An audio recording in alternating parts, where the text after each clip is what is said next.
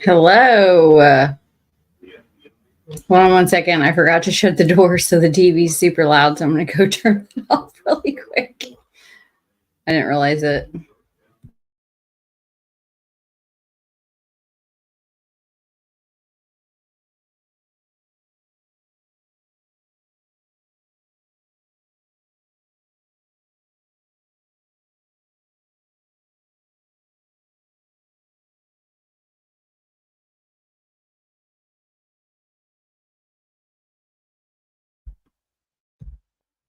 Nothing like a little John Stossel in the background playing when you're going to go live. How's everybody doing? It's been a minute. Hey, Deb. Hey, Hope. Hey, Freckled. Hey, Burn. Lake. Joe. Rescue. Who do we miss? Coming in early. DB, what's up? Cody, hello. Crystal. Randy, hello, sir. All right. Hey, Jerry. Yeah, I've been gone a minute. I've been listening to all of well, for one, my first and foremost that I follow just because I know him in real life and I respect him as a court reporter. Emphasis on court reporter is Dave Bangert.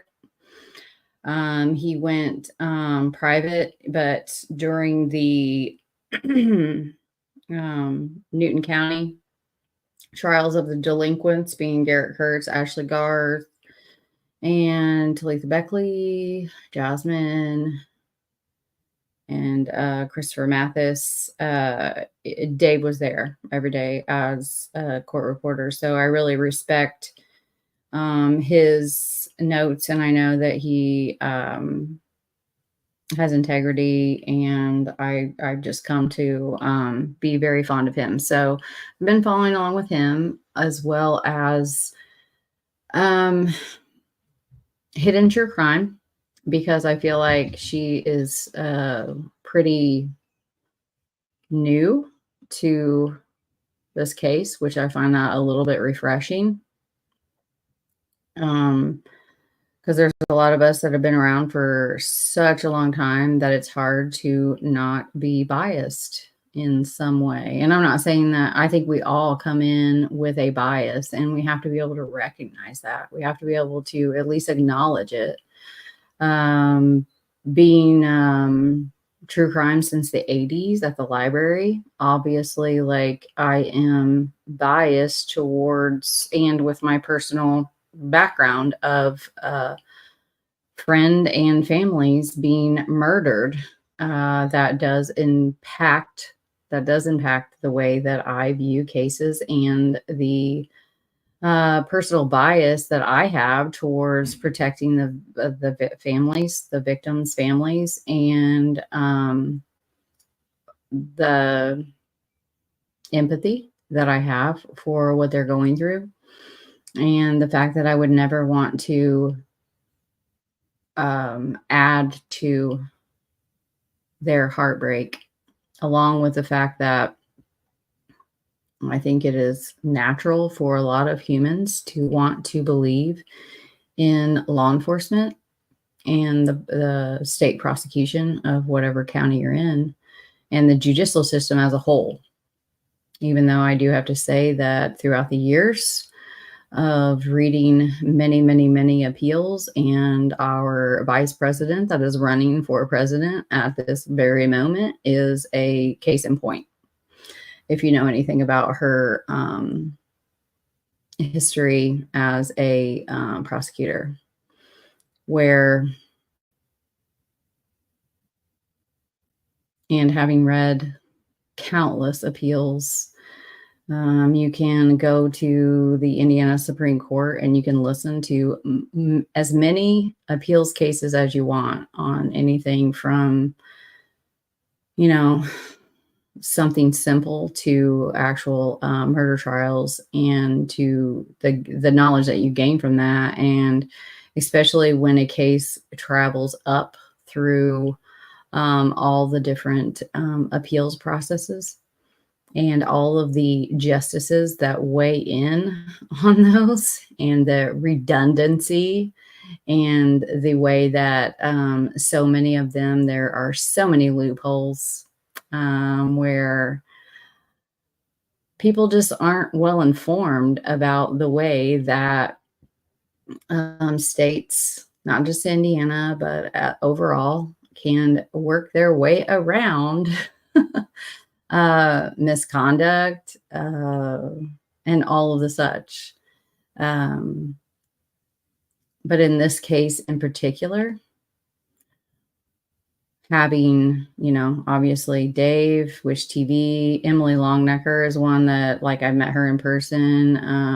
I really like her as a human, and I like her as at least trying to help with the Anthony Dabaya case. And there's a lot of the media that I respect. There's a lot of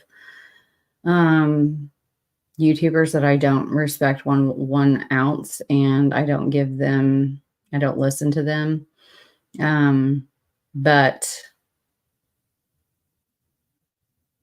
this case isn't, our opinion just simply is not going to affect it. It's just not. I find it sickening, and I blame this solely on the state and the judicial, judge call for showing, because that is not a, just because you're in court, you're actually present during a murder trial, does not mean that you see everything that the jury sees. And, point proven with this case in particular on much more frivolous things that the jury has been able to see, but the public has not been able to see. But when you have a big screen and you're going to show the graphic crime scene photos to the public that is attending this court, and autopsy things, and then the defense has enough sense to ask for the privacy for their client when they're showing, I'm sure graphic, considering what we've heard.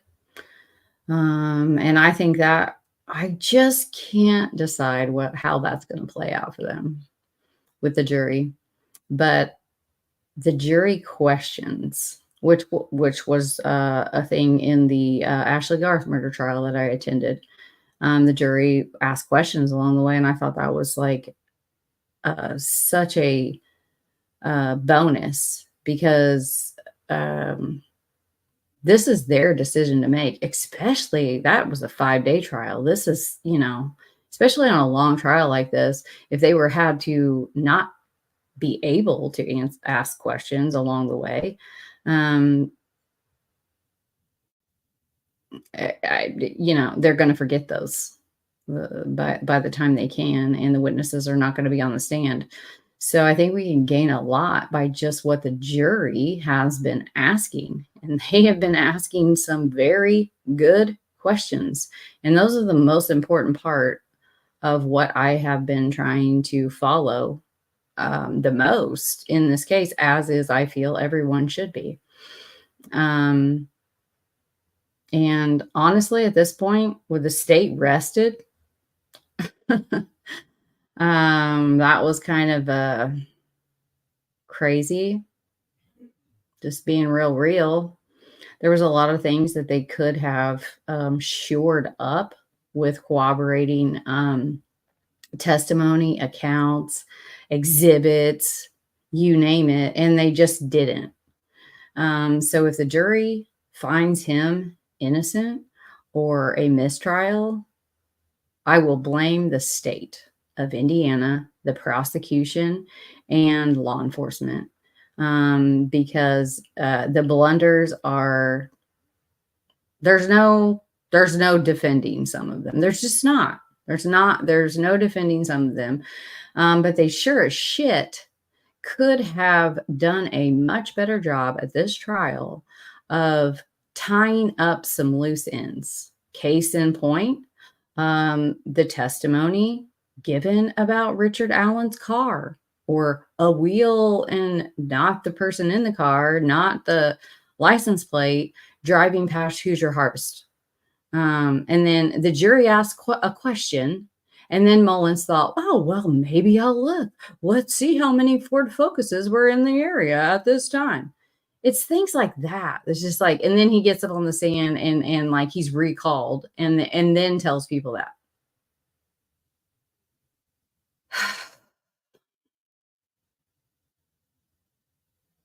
Just from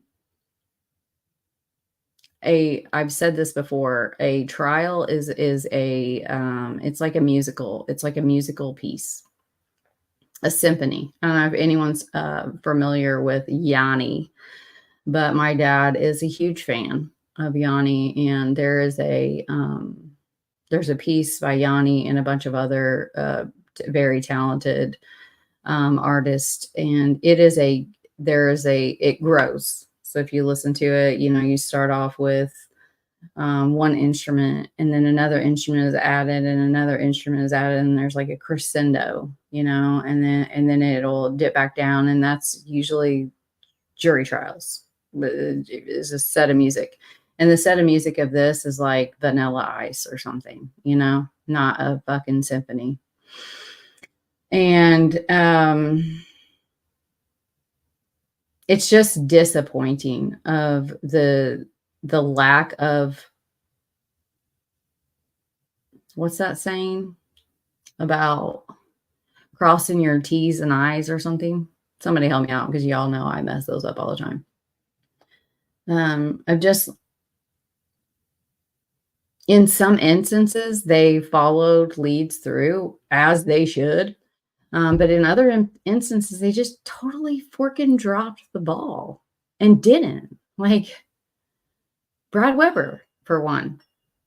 Anybody that's been in the groups, especially the more like closed groups, the more elite groups, knows that Kate Weber's been talking in those groups. So has Brad Weber.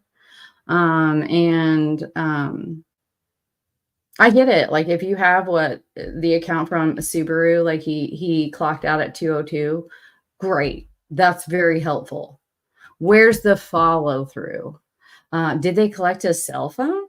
Did they bother to do that? Who knows? Because they didn't present it. Do they have any cooperating things to back up Brad Weber's testimony on the stand? And what in the hell is going to happen when he's dropped a subpoena in front of the jury because he has been evading them, basically? What's going to happen when he is called to stand? Is Carroll County gonna do anything? Is Judge Gall going to do anything if he doesn't show up? It's things like this that just, where you have opportunities along the way. Did they call the witnesses that were there earlier? That could have been an opportunity. Just so many missed opportunities to shore up this case so that the public, the jury, more importantly, could rest assured in the verdict that is to come, whether it is guilty, not guilty, or a mistrial, because the jury can't come to a decision as far as his guilt or innocence. And what does that look like? What does it look like if, for their third party, which, the Odenism, I think it would have ended up biting the defense right in the ass if they had presented that. But you cannot discount third party, considering the way that the prosecutor, McLeland, has if you look up the case, if you just look it up and see for yourself, that it leaves room for a third party, the way he was charged in the very beginning of this case, and the document that Nicholas McLeland submitted in January of 2020. was it 2023 or 20? I'm pretty sure it was 2024 about third party. And then for multiple to take the stand of like, yeah, well, we thought there was more involved until even Dr. Coors was disappointing.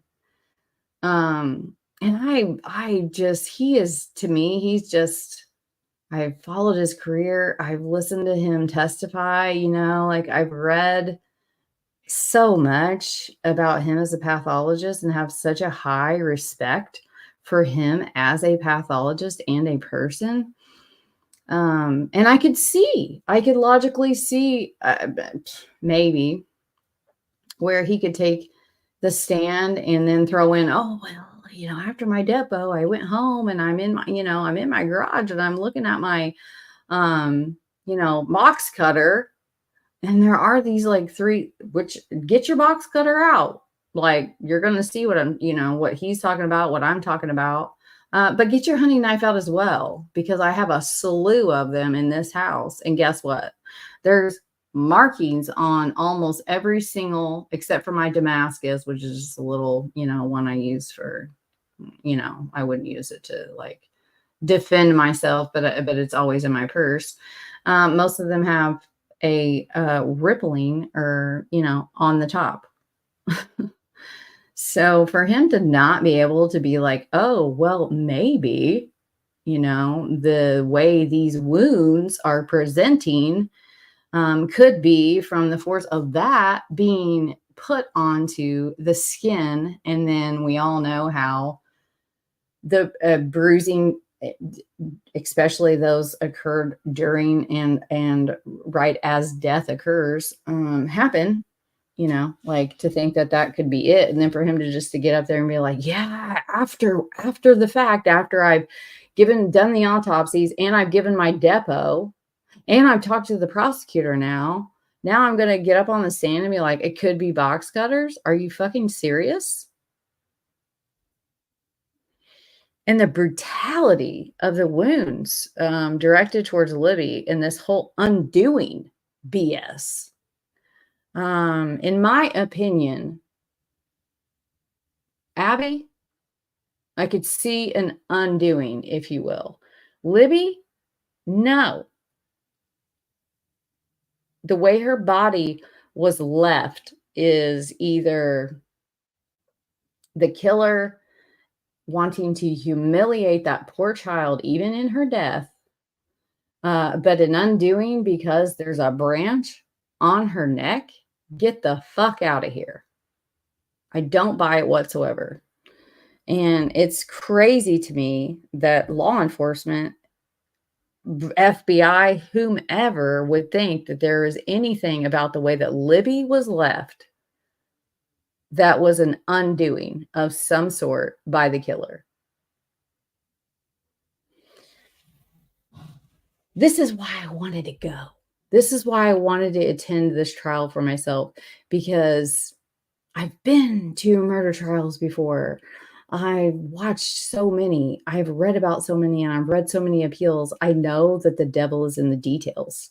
And when other people are reporting that don't have that same kind of mindset, they're not picking up on all of these things that I wish that if I had been able to attend, those were the things that I would have paid attention to,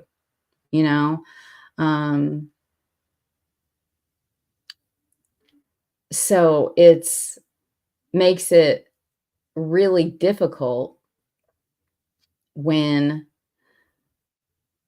media and YouTubers have you listen to one and you listen to another and you're just like, how in the hell were they in the same courtroom? And that's what I'm talking about, of why I felt it was super important for me to go. Then again, being there for my actual family was way more important than anything that, I lived in South Carolina for 3.5 weeks, because bringing my dad home is way more important than anything else I could have been doing. And I'm so thankful to all of you who donated for that, and thankful so much to Burn. and Crime Geek for setting that up. And I did use that money for what they intended, to get my dad home. And that was very, very sweet of this community to do for me on a personal level. And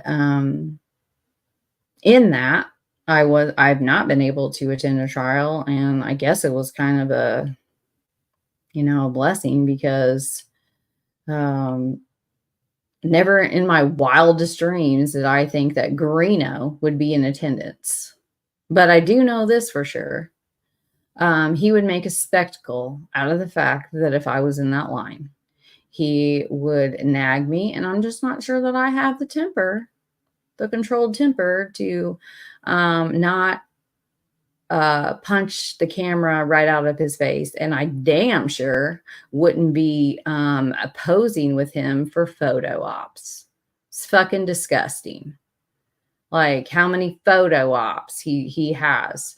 And if you can't see through the bullshit of him going out and like, oh, you got to make a video of it. How about when people actually do things for other people and they never say a forking word about it? Like, that's true humility and doing something for the good of other people. But when you got to make a big song and you got to go out and you got to make a big video and you got to do all this, don't you see the self-serving bullshit that is? And if I was in that line, he would be confronting me and hackling me over and over again, and he would make it about us. And I knew going into the Greeno coverage, which has become way more than I ever thought 3.5 some years ago, just how evil he actually is, that he would be here for this, considering he has a warrant in Carroll County, and considering the fact that he's threatened to kill Richard Allen in very graphic ways for months. But he's first in the door. Carroll County didn't do forking shit about it. I'm guessing probably Marv and his fans posted his bond once the warrant was reissued. So now he's just got a hearing on the 21st that he's definitely not going to show up for, so it did nothing. And that they're allowing someone like him, who has done way more than Rick Snay or whomever, of like literally threatening to kill the person that is on trial right now. And he's first in the door and is seated close to the defendant. That's disgusting behavior from Carroll County, from the judge and everyone else, because we know she's aware of him. I mean, he's been writing her, trying to be a part of the case. It's just ridiculous. So many ridiculous things have gone on that it's really, I do think he's guilty. I do. But you know what? It is like, I do think he's guilty, but there's this like, it is such a low bar of guilty for me. And when I say that, I mean of comparing it to all of the other cases that I have followed, and some that aren't even tried yet, of the guilt of a single person. It is like the lowest 1 to 2% of, I think this man's guilty.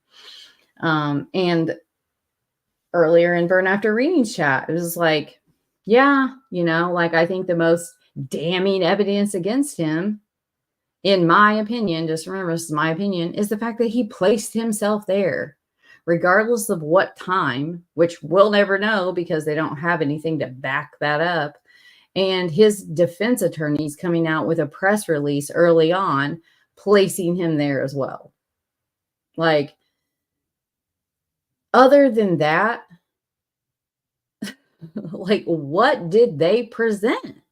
What did they present other than a timeline? And I get it. I agree with Gray on the timeline of like the probability of him being Bridge Guy. But beyond reasonable doubt in a court of law, did the state really show, could they have done more? Absolutely. Why they didn't, will we ever know? Will anyone ever be sure of this? And think about it. If he is acquitted or there's a mistrial, is there a case against anyone with what we have heard before the state rested? Because now, like, the defense, it's the defense. And when the state rested, that is what we, the people, should be concerned about. Things may come out in the defense that may help the defense. I honestly, I'm not sure how well them showing him in those videos on Saturday will really benefit him or not, as far as a jury's persuasion goes. Because on one hand, you know, they're trying to prove psychosis, but on the other hand, will the jury look at that of like, look at what he's capable of? You know, I don't know. Not for me to decide, and not for you to decide either. But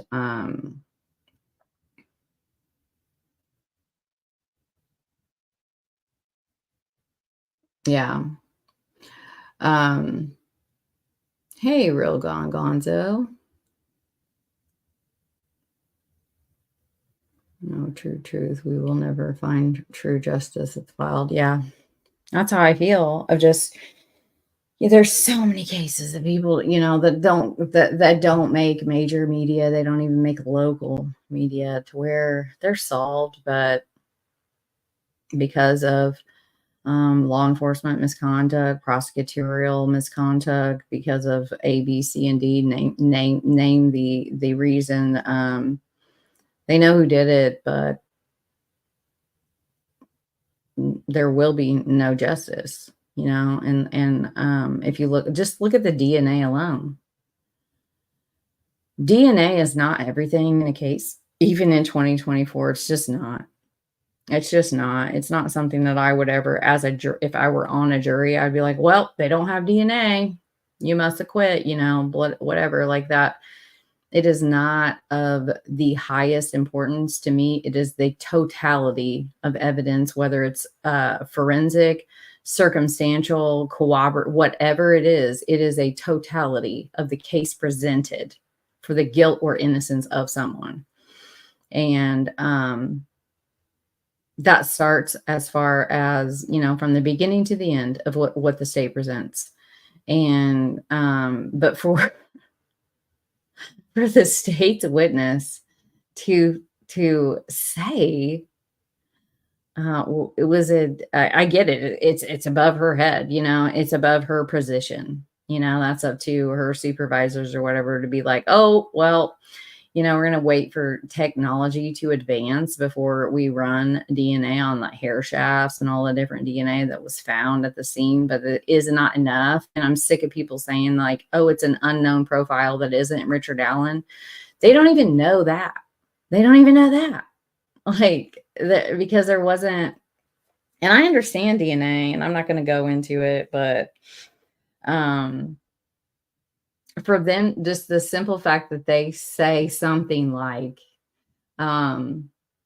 we decided to hold off on testing these things for technology to advance, whilst having someone on trial for the murder in a case, is bananas to me.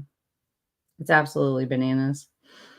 And I wish I could have gone. I really wish I could have gone, because I feel like I probably would have had a better understanding and maybe had a better stance. But to be competent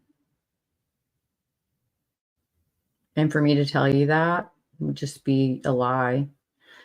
I think there's, on its surface, like, I mean, just come on, like, he places himself there, whatever time that is, wearing those clothes, puts himself on the bridge, and no one sees him after. Like, he's the Fork and Bridge guy. But did the state actually prove their case? And could they have done more? And should they have done more? And I have to think that they should have. And it's upsetting. And it's upsetting that there's so many blunders along the way that are just they're non-defendable, and they've been admitted on both sides. And those happen in every case. That's not a big deal. But to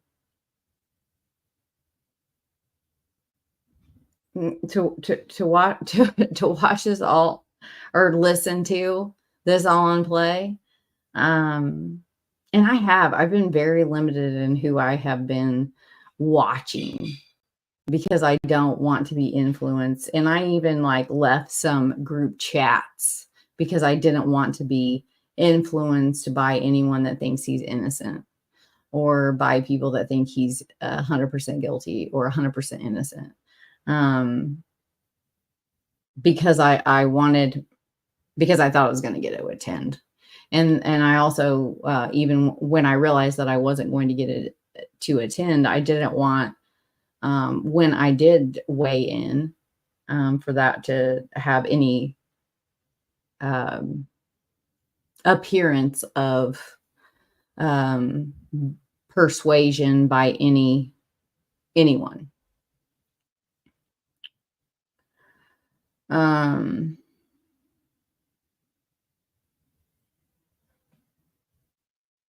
You think, like, Gray? I mean,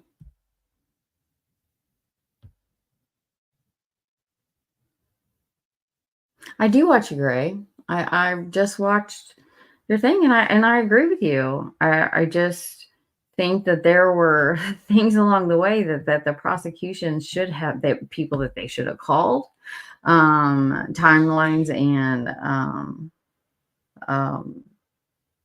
other evidence that to corroborate those, that could have made the case so much stronger. What I'm talking about is just like, what will the jury decide at the end of this? And I honestly feel like it's the defense's cases to lose at this point. And that very well could be, and that may have been done on Saturday, because I just don't think them, like, you can think what you want. You can have like a attitude of like, woe is me for Richard Allen in solitary confinement at a maximum security prison, which Westville is not. It's not a maximum security prison in the state of Indiana. It's minimum to medium. And you can look up safekeeping orders. You can look up pretrial detainees that were held in state prisons or federal. Is anybody out there feeling all sorry? I know he got out on bond, $1 million bond. But until then, is anybody out here feeling sorry for Derek Chauvin? No, not one single fucking person. Like, you can look these things up. People just don't take the time. But Richard Allen has not been treated any different than all of those other pretrial detainees that were held in state prisons or federal. This whole solitary confinement, no. He was given privileges within that. And imagine if he was in general populations with peoples like Greeno's out there and all the other madmen that would have done anything to kill him just for the fact that he was charged. So regardless of how you feel about that, I think reform needs to happen across the board. But that's not gonna, that would weigh my decision one way or the other. Halidol, no. I've been given Halidol for insomnia when I was first diagnosed with it. I didn't know. And by the time you're in the state of insomnia where you've been up for so long that you are having psychosis, when you go to the ER, when your husband takes you to the ER, you can't consent to being given Halidol. Like, just little things like that are just like so meaningless to me on this case only perspective. Now, on a wide scheme of things, yeah, reform needs to happen. The recidivism rates for not just Indiana, but across the United States are very poor. The profiteering by private, I mean, I could just go on and on with the problems within our own legislation and judicial system. But Richard Allen wasn't singled out for mistreatment. The safekeeping order will not hold up as a reason in a Supreme Court or any other court. They're very standard, and they did what they needed to do to enact the safekeeping order. If you have someone, think about this, just throwing this out there, like Walla, don't even get me started on her. She's a disgrace, sickening. And that we just have her testimony of her, like writing reports of like what was said is upsetting, especially when it comes to, but the timeline on that was in May. And then in October, the leaks happened. Wonder why. Makes you wonder why, if that was to discredit him confessing about the sticks.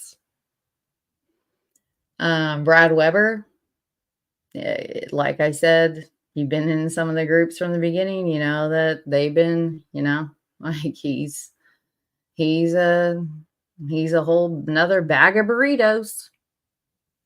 The witnesses, eyewitnesses are eyewitnesses. If they all had the exact same account, I would tell you 100% they've been coached by the prosecution. These witnesses took the stand and they did not. So that, I know it sounds backwards, but that gives, for me personally, like just a bit more credibility that they weren't all their ducks weren't in a row, which they definitely weren't, but to argue about his height. Oh, he's just so tiny. And there's no way that one man could have committed this crime in this amount of time. It's stupid. That's stupid. You don't know that. How many, and then the whole, well, they didn't find him that night. So then they must not have been there and they must have been brought back. That's stupid. When you think about all the other cases out there, where especially the ones where it's like, oh, well, yeah, we had dogs out here. We had line grid searches, like proper searches. And we missed this body that was later found skeletonized by mushroom hunters in the same exact area that they were searching. Case after case after case. So all that stuff to me is just nonsense. To think that this crime could not have taken place in the timeline that the state is saying it did is not ludicrous. It's not anything that I would throw out as not credible, that he could control them, that nobody could hear screams. We all want to think, we have an opinion of like, oh, there's just no way this little tiny man could do all this and like control these. And they had no, I get it. Get across the creek, which the water was high, like there's just no way. Well, regardless of whether you think it's RA or not, if working did happen, like if anything, you're never going to have a absolute, and you never, and if a scientist gives you, and that pathologist included, gives you a absolute on a time of death, you better question that. Other than a doctor witnessing a person die and be able to tell when their heart stops in that very moment, that's when you get a TOD. Otherwise, it is a broad estimation, as it should be. But to think to not take, for people to just not take into consideration the fact that they bled out where they were, like we know that now. There's no F on the forking tree. They died within the timeline that the state is presenting. And I think that they did prove that. So to think that Richard Allen couldn't have done it by himself, because he's just a wee widow man. And they didn't have any defensive wounds and it looked sacrificial. Perlmutter was absolutely trash in the into July, August. She just sunk it for me, like right there. Not that I ever thought it was credible anyway, especially after hearing, from a blood spatter expert, which I do agree. They should have hired a long forking time ago.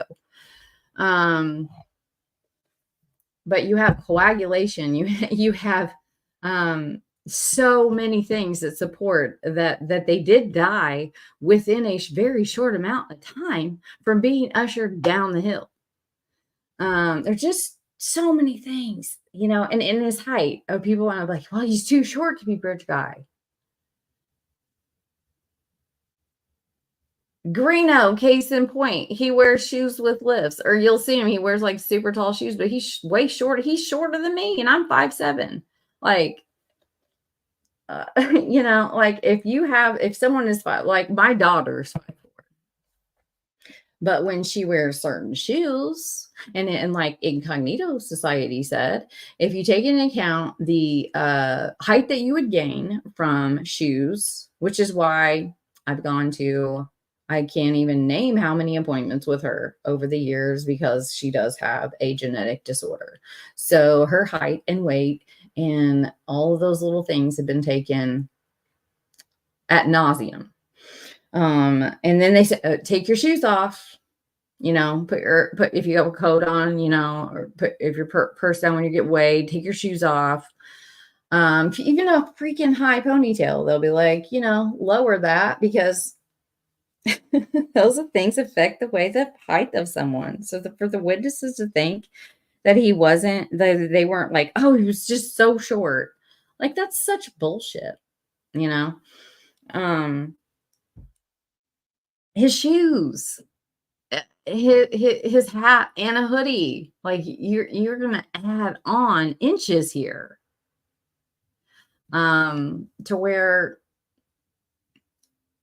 that doesn't do it. It doesn't move me at all. The thing that I am like the most upset about is just the lack of follow through, I guess you will say, of things that, knowing that they have blundered so many things in the very beginning of this and along the way, that they didn't do due diligence on, is upsetting. It's upsetting. And if the jury finds him not guilty or a mistrial, because the state fork and drop the ball on their case that they presented and then rested on that, like on the crescendo of, well, he's confessed. Yeah, I get it. Like, he's confessed over and over. He admits to being out there. I get all of those things. I get it. I get it. I'm speaking as to a court of law, as far as like, is it enough?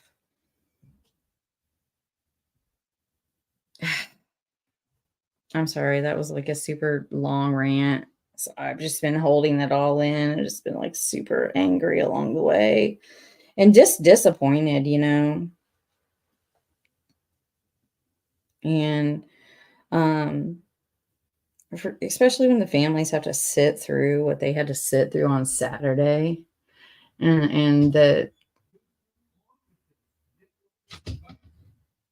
just so many things, You just, I don't know. I'm gonna go to some of the hearings this week.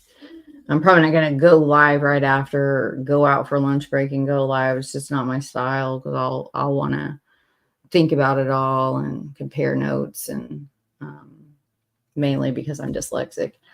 But I do have a very good memory for situations like this, just with the way my mind does work. But I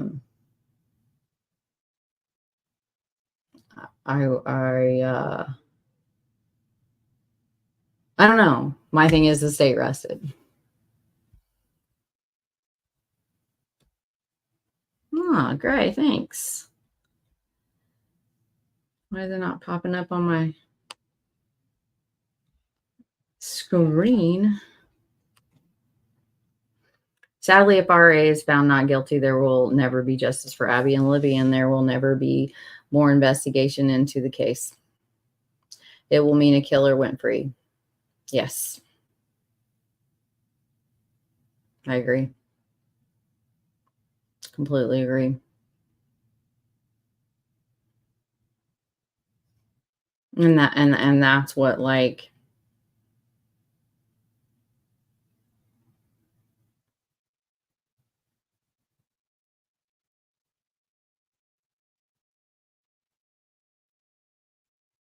is just,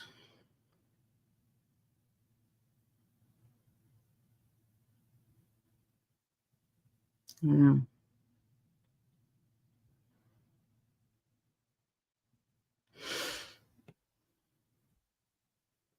Yeah, Cap.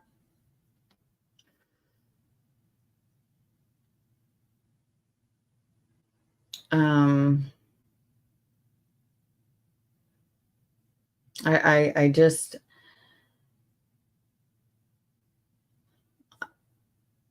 I think the, having found, because he was given his discovery, because clearly the jury had to see some dirty stuff that he did whilst in the midst of his discovery. Like, what was all in that, because any defendant, look at any other, look at Sarah Boone, they do have a right to their own discovery. And like, I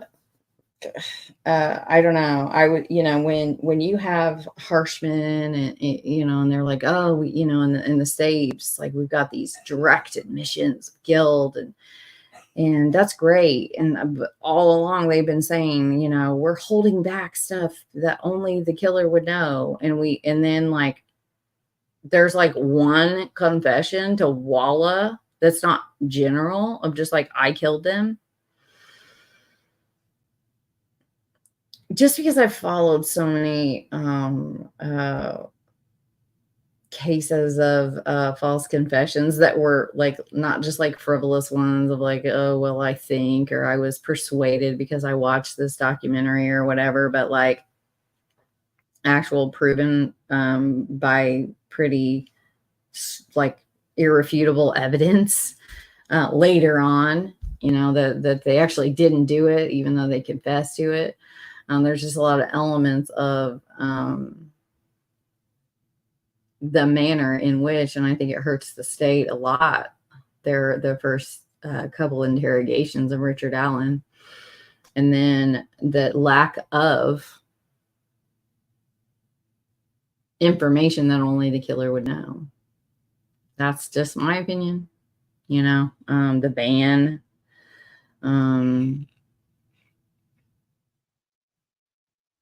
What would have helped me to be more sure would be if they had, because I know they investigated Weber pretty hardcore.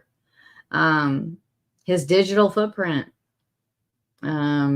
Yes, I like that they presented exhibits about when he left Subaru, and the fact that they did map out like how long it takes. And Brad Weber, like, it wouldn't make any logical sense. Although you could argue that it doesn't make logical sense that RA went that way. That for him to go from Subaru to his home and past Hoosier Harvest camera in his van, he would have definitely gone up across 25 and up right past the what's it called, the pig plant, and then gone that way, because that's where he lived. That's like if you go to the pig plant, which I'm totally just forgetting the name of right now, and you go straight down that road, like past that, like you'll run into the private drive. So it would make no sense for Weber to go that way and then over down to because I don't think there's no other way to get back there unless you go all the way down to Wilson's Bridge, take that over, and then go. Like, that would make no sense for him to travel that way. So his van not being on Hoover Harbor Store is a non-issue for me. But where did his phone? Did he just happen to leave his phone at home that day too? Is there no? Did they have cameras? Like, where did we ever get to the bottom of that? Because they said in the groups that they did. You know, Brad Weber's behavior over the years. And even in the states or the defense is like, oh, just wait till you hear from the fire chief and the this and that about the search. Like, that was a big dud. Like, there's just that didn't fly either. I don't know. I'm sorry, Joe Schmo. I've been holding all that in for such a long time. I probably should have asked you to join me at another time, because I do want to have conversations with people that don't agree with me.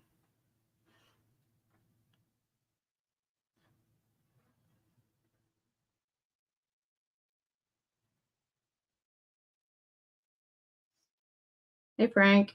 Hey, Veronica.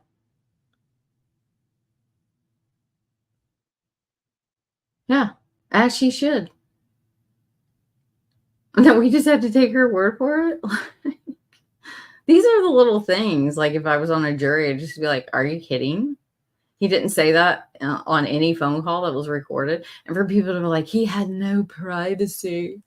If he was in jail, he wouldn't have any privacy either. Hey, you go call somebody in jail, and the first thing you're going to fork and hear is, this call is being monitored. They'll interrupt the call to let you know, chirps, all the stuff that was enacted when the bid happened. Now they have, those things are all monitored, as they should be. He's a pretrial detainee. You don't have privacy. That's not afforded to you under the Indiana Constitution or the U.S. Constitution as far as it comes to jailhouse phone calls and chirps. It's just ridiculous. It's such a ridiculous argument. I get sick of hearing it.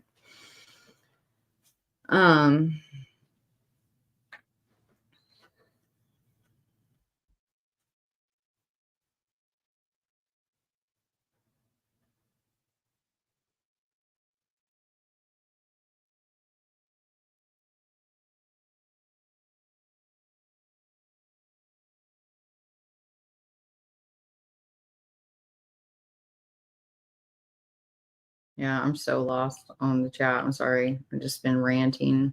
Hey, Humanimal.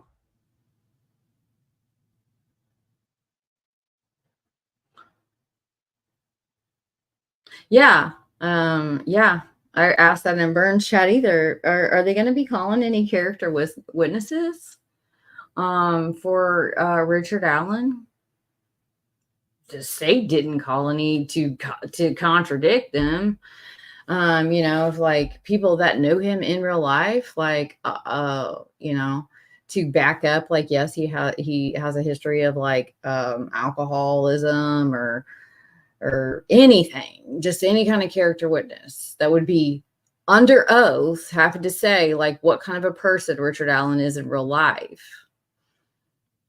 And people are just, they're like, oh, well, him standing up for his wife and his mother being there are signs of his innocence. What? That's ridiculous. Who else thought that their husband was innocent? Gary Ridgway's wife, up until the moment in court when he confessed to all of it. Because for her, he was a traditional, might I even add, a fundamental, Christian husband. They had a very traditional American marriage, and he opened doors for her and took her on dates, and he was just literally the model husband. Called her if he was going to be running late. Oh, except he wasn't just running late from work. He was out murdering prostitutes. And because she could not wrap her mind around the fact, and I get that Kathy Allen and Richard Allen have been married since high school. Um, but will we ever hear any of his friends? Because I think they should call my cousin to the stand because he is a horrible human being. And if those two were friends, um, that right there to me is like a character witness to what Richard Allen is really like. Who did he hang out with? What was he like? Anything. Is his sister? They're saying that he's molested his sister. Are we going to hear from her? Like I get she probably wouldn't want to if that was like against his, um, possible acquittal, but like. And my thing with Weber is just more so the fact that they handed him a subpoena whilst on the stand. Did the state not, like, just to avoid that alone from happening, like, you have to hold some accountability for the prosecution on some of this shit that's taking place.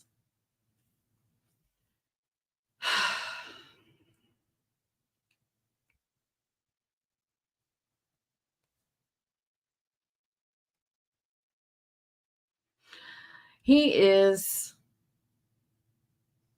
he's doing good. I think the most difficult thing is just the, coming to terms with he's such an intelligent man, such a truly kind, like good person who is I can't even stress how highly intelligent my father is, and and active. He played pickleball, like obsessed with pickleball. He played the week before this happened. Very active, even in his retire, like even more active once he retired, biking and pickleball on a weekly basis to where it's like, if it's cold, he's going to find an indoor place to play pickleball kind of. And if you play pickleball, you know what I mean, of how, it is a workout. So, just the cognitive, function of, regaining that short-term memory is what's been like really hard to kind of accept that might be gone and it might be gone forever. It's been rough, but, he's alive, to where, um, I know a lot of people out there that lose their parents. They don't even have that, they just die suddenly. And I know that it is a complete miracle that my dad is alive. Like so many things along the way that if this hadn't happened and if this hadn't happened, he would be dead right now. 100%. I know that. But it's still been difficult.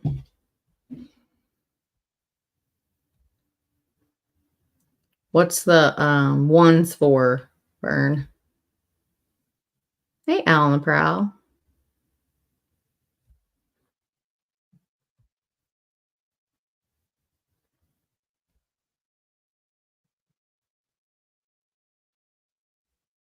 You think so? Hey, Cryptex. Hey, Shell Herba. So confused, especially since they advanced the image. Yeah.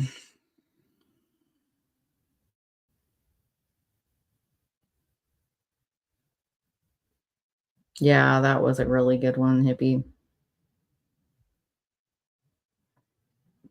Why did Knives want? I mean, he seemed to care so much about this case. Like he's like given interviews with, major media, Gray, like a lot of major media, like Gray Hughes and others. Like, why did he not want to be there? Like, be called to the stand? I don't get it.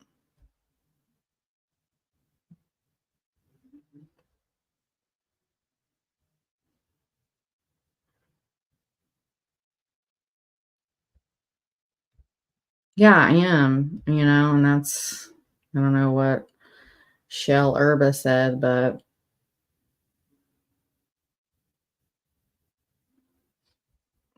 well, since this was at 7:54 and it's 8:25, did I do that?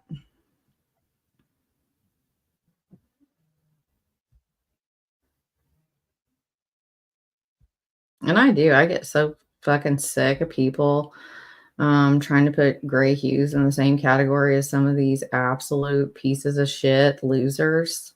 Just stop. It's not even a comparison that's worthy of like even consideration by anyone with a brain.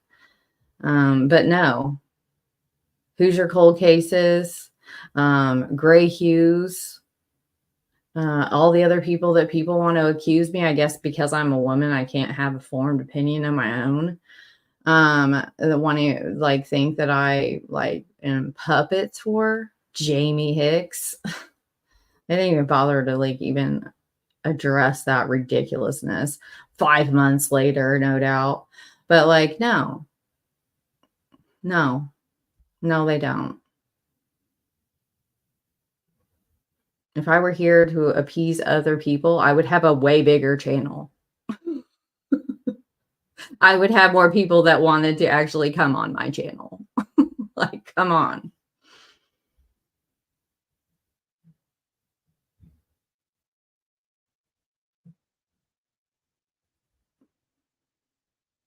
Hey, Cher. And hi, Chaotic, by the way. And thank you for standing up for me.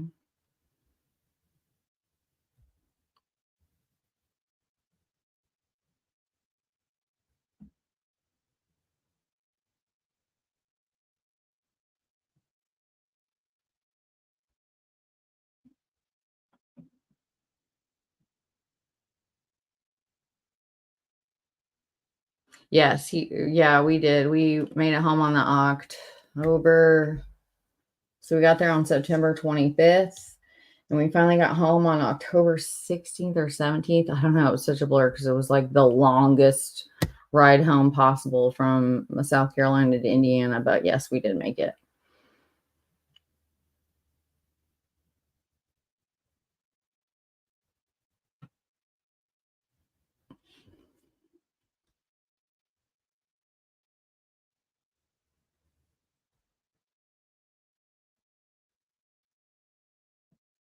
Yeah. Oh, Joe. Think about this, all that early footage that we've all seen, like those sticks, like, and the branches, if they come from a forking tree, they're freaking branches. Do I think the killer brought them with him? No, they were like branches of opportunity. So we shall say, because they are. Like they just left them out there when they had blood on them of two little girls. Just on that alone, that somebody could stumble upon those with blood on them and they just left them out there, let alone that they were actually on the bodies of the two victims of a heinous double murder. I don't care. I do not give a flying fork. And guess what? I just happen to have a fork right here. Mr. Cole brought me the wonderful beef and noodles, and he didn't know if I would want to have it with a spoon or a fork, so he bought me a spoon and a fork, and I used the spoon. But yeah, just for the dignity of the victims and the fact that the looky-loos were already forking out there. You're just gonna leave them out there? So think about all that footage was put out, like they just left them out there. I don't care about the porousness of collecting, usable, forensic evidence, whether it be fingerprint, DNA, blah blah blah. Just the lack of like integrity of that is sick. That they would just leave them out there and then go get them later. Like, I can't. I do agree about the likelihood of them gaining any like physical evidence off of the branches was pretty forking slim, you know? But like just to leave them out there, huh? And then just be like, yeah. And then admit later on, like, well, yeah, like looking back, I probably should have done that because he was told they were told to go back and get them. But at first, he's just like, no, that wouldn't be something normal at all to collect. Get out of here. Stop it. Like, that's absolutely ridiculous. Should have been done. Should have been done. Mm. Mm.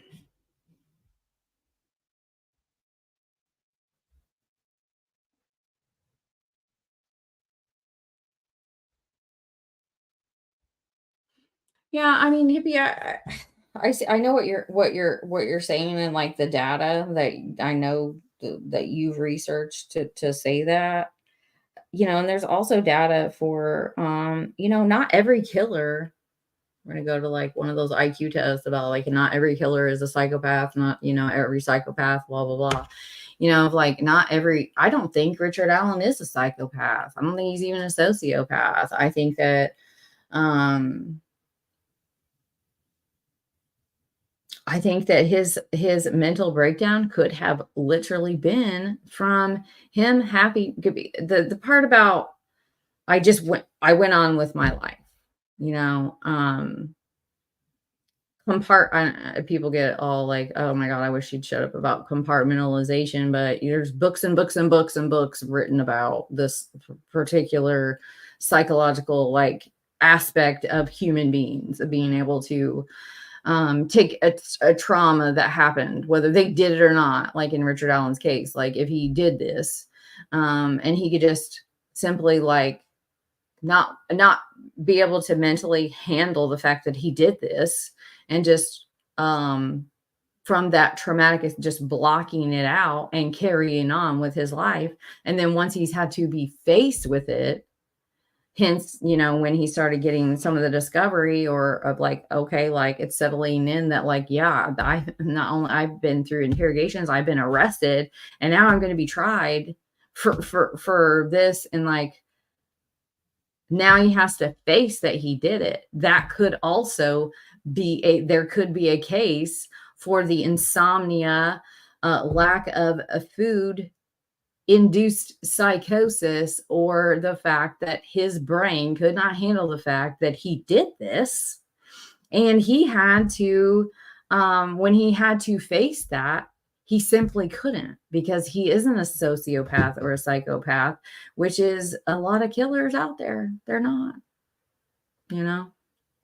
So, the undoing, as far as like having to be like just like a person that knows the victim, you can make a case for other killers that did undoings to their victims, whether hiding, burying, you could go on and on and on.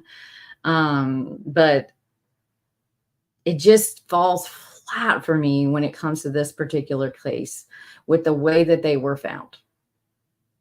The dichotomy of the way that they were found. To me, that speaks to something that only the killer would understand, because our minds can't wrap wrap around why you would want to, and forking court TV just really pissed me off the other day. It's just like, there's enough here to be pissed off at, that you don't need to go ad-libbing and making it worse. Does that make sense to anybody? Of like, it's a super max security. No, it's not. It's literally not. Like, you don't need to add to Westville's reputation. It doesn't have a good one, like by calling it those things, or the fact that, they were like, well, Dr. Courts found no evidence of sexual assault. I find that one the most offensive of all, because in so many cases, there isn't evidence of sexual assault, of rape, For many reasons, not reported fast. The victim was traumatized and they took a shower. The killer made them wash off. So many things where there isn't, or the victim knowing that, like, hey, they make a decision in that moment of like, I'm not going to fight because I feel like if I do, he will kill me. So they go along with their own rape in order to save their own forking lives. And so therefore they would not have trauma from the sexual assault. But these two girls were made to get naked in the middle of the day in the woods. So the intent, that's enough. That the way Libby was found and that Abby was redressed is enough proof of the intent of sexual assault.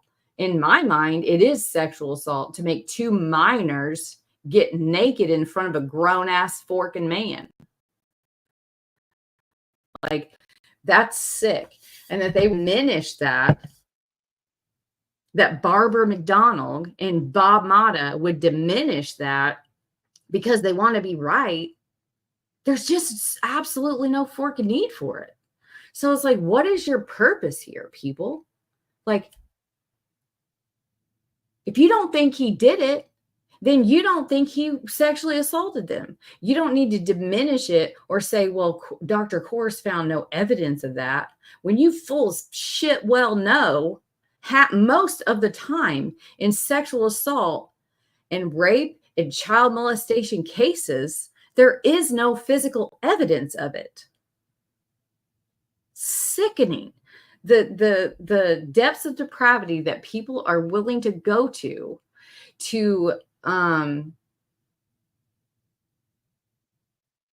shore up that they're right. Like, for what? I hear so many people like, well, if like it's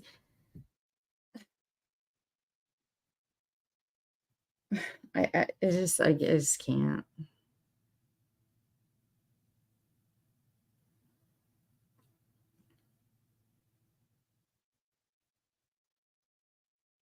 Yeah, they shouldn't have. But they did open the door. That is a thing. And there are things along the way where it's just like being interrupted on a cross, like a very important cross. No excuse for shit like that.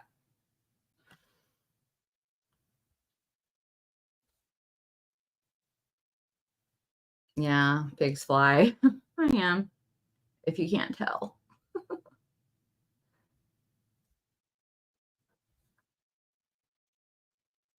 Yeah.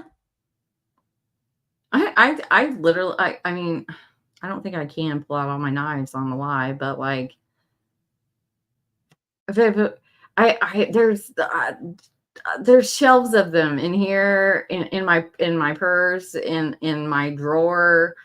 And like I flipped most of, we have a lot of switchblades, which I think a lot more people do just because they're easier to carry. But I also have some fixed blades, and the majority of them have.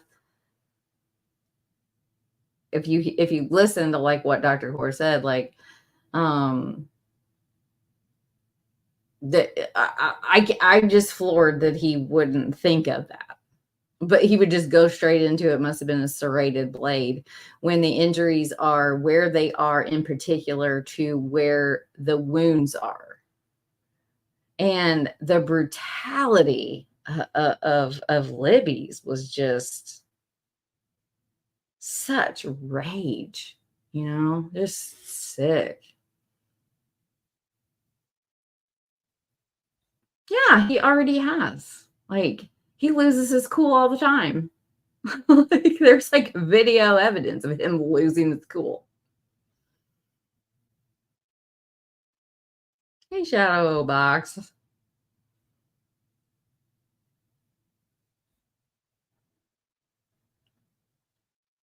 Hey, Marcus. Long time no see. Hope you're well, sir. Lisa, hello.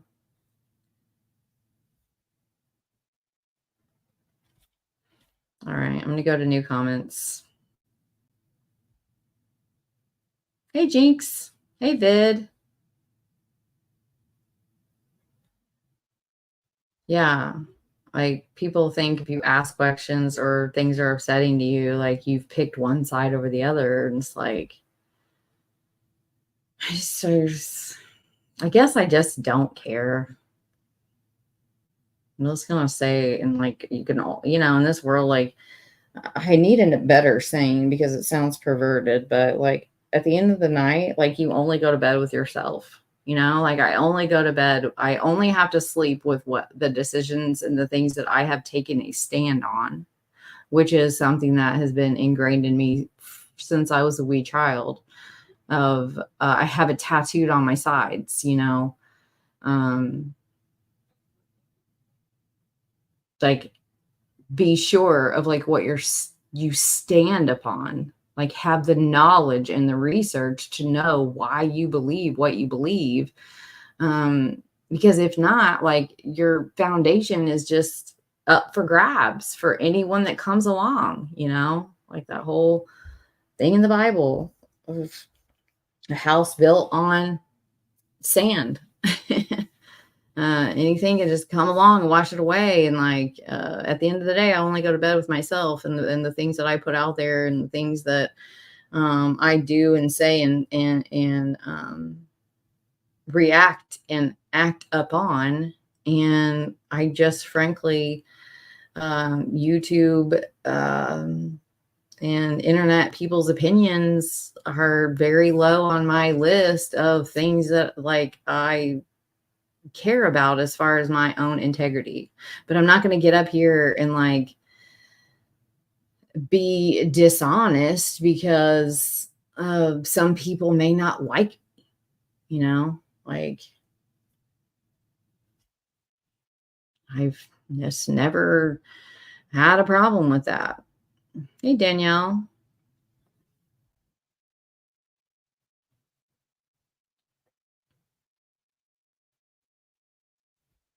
Yeah, same.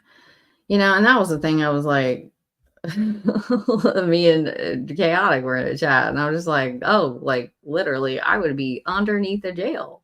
Like, if you're just gonna go about what's based in my closet right over here, about what's on my bookshelf over here, if you're gonna go about what's in my purse over here, or what's on my computer right here, or what's in my nightstand in there, the fact that I have many, many, many, many weapons of all different kinds. I mean, we have throwing stars, like my Google history or like is that really enough to be like, oh, that person is definitely capable of murder? Is that like really going to hold up in people's minds or in court or court of public opinion of like convicting someone based on that? Like, that's crazy. That's just crazy. But yeah, I told Chaotic, I mean, like, good Lord, if they come for you, they just like send you straight to death row. Like, you don't even get like based on her house alone, or it just could be that she is into Halloween and weird things that I don't like know about enough. Is it just that I was affected by murder very early on in my childhood, and that shaped the interest that I had in the knowledge that I wanted to seek? And my Google and my beliefs as far as self-defense and the things that I want to teach my children, and the things that I do feel strongly that if you're going to fork and carry a gun, you better know how to use it, because otherwise you're part of the problem. There's so many people out there that carry guns, carry a firearm on their hip or in there wherever, and they don't actually know how to safely use it. And that's freaking scary. So yeah, I know, like things like that are important to me, but to be able to use that against me in a court of law, that's insane. That's against the US of A. It's against the Constitution. It's against the, the federal and state constitution to go down those paths on people. And I'm sorry, but my Google history makes Richard Allen's look like that's child's play. Absolute child's play. Like, that was a bad move. Maybe, but that could be that I'm influenced more based on my reading material, my Audible, and my interaction with y'all. And like, because most people probably don't have the Google history that we all do. Like, and maybe people that don't, that are not in this world, they're probably just like, oh my God, like that would be a big deal to them. But it's up to like the defense and the prosecution to put that into perspective, as you will.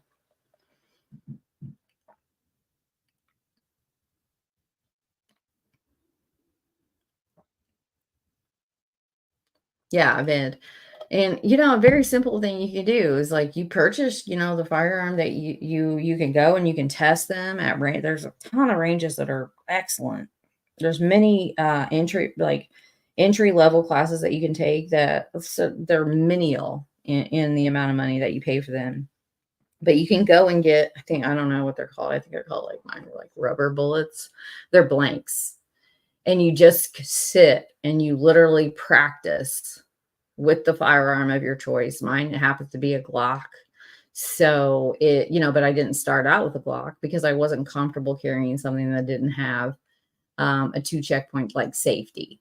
So my first gun was a Smith & Wesson. And it had it had a safety on it, and at that time, it made me feel more comfortable. But what I did do was I went through the entire, an entire thing before I ever took it to the range and fired it. Like, I already had everything down to muscle memory. And that's one thing, because of that muscle memory, like, even though I carry, mine is a 6-in-1, which means I carry 6 in my magazine, and then I can carry one in the chamber, one cartridge in the chamber. You should carry, especially if you're efficient and you're safe about it, because 1 second could be 1 second too late. But I do know every time I go to the range, because I'm so used to putting one in the chamber, that I end up ejecting almost every first round out of a magazine, just out of habit, and that's what everybody should have when it comes to a firearm.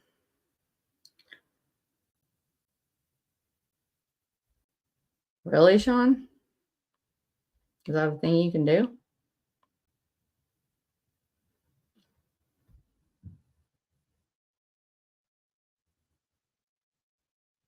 Yeah, you really should.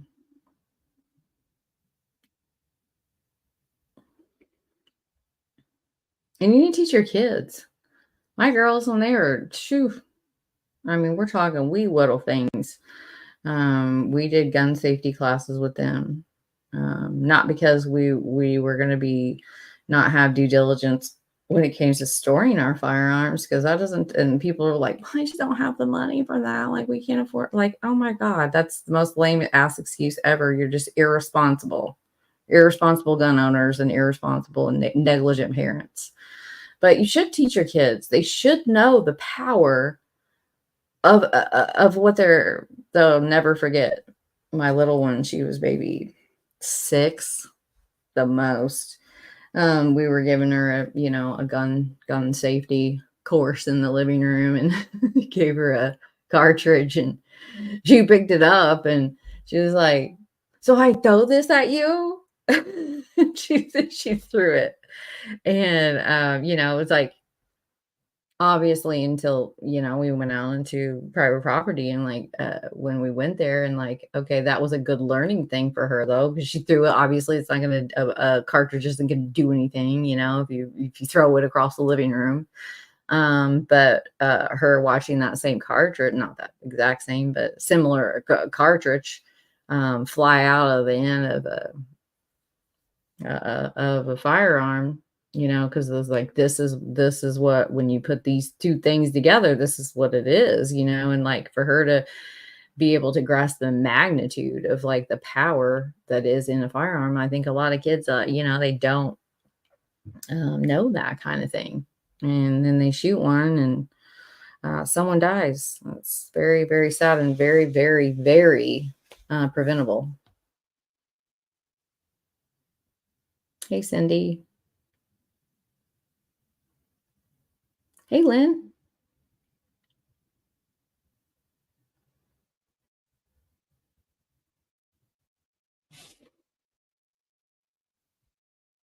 Hey, Joe, if you want to come back on, I know I sent you the link, or Burn, or really anybody. I'm like open to having some people on. Sorry, I went on that like really long rant. I should have known that I was going to do that just because I've been gone for so long. And I've just been trying to keep it all in. But if you want to join back, I'm going to take a little bathroom break, and if you want to have some panelists up, Jinx, anybody, have a little discussion. I'm game. I'll be right back though.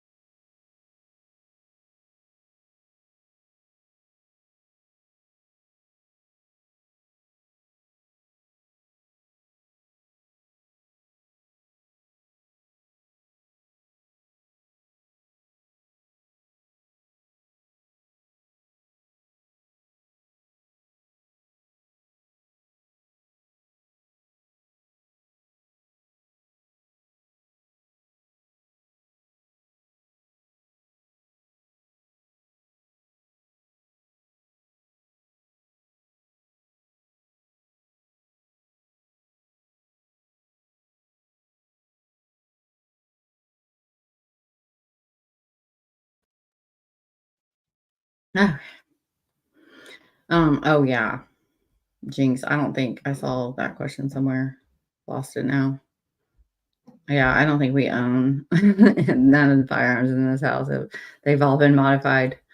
Mine, I added grip, but a lot of like I don't remember the website we got them from, but we use them for pretty much all of our um, just the grips alone, just um, grip. And on my first, I don't have it on this one because I don't necessarily need it anymore. But the first one, we added just to properly hold, to make sure you're properly holding it, just like something that your thumb could feel, even while firing, and then like grips. And I have an extended clip, but I don't like to carry that because it's just I don't have very big hips, so it's like really bulky, but I have it in my purse.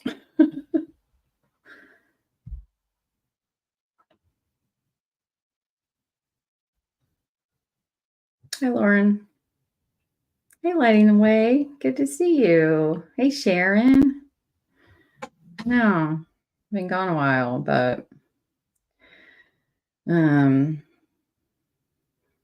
yeah, I'm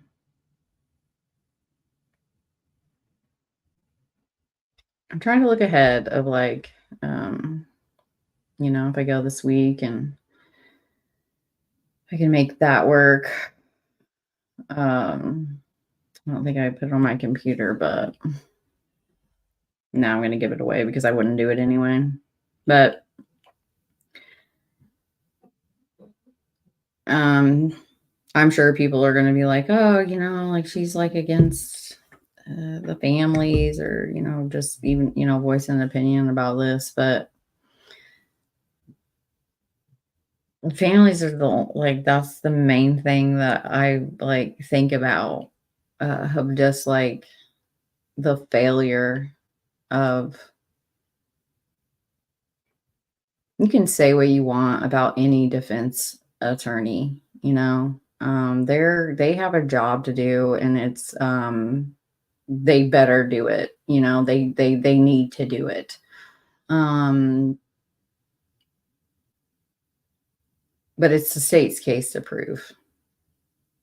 And it's law enforcement's job to do due diligence. And it just seems like you had everybody running around with their heads cut, chickens with their heads cut off, like not checking and double checking. I mean, you would think in any investigation there would be like a check and a recheck and a recheck checker, of crossing your, what is that freaking saying? Crossing your I's and dotting your T's. Is that it? I think that's it. You know what? I think he's guilty. I do, but will he be found guilty? That's why it was like, there's going to be a whole group of people out here like me that think he's guilty. But he wasn't proven guilty in a court of law. And if that happens, and with what was presented by the state, will anyone else be held liable? Will there be a case against anyone else?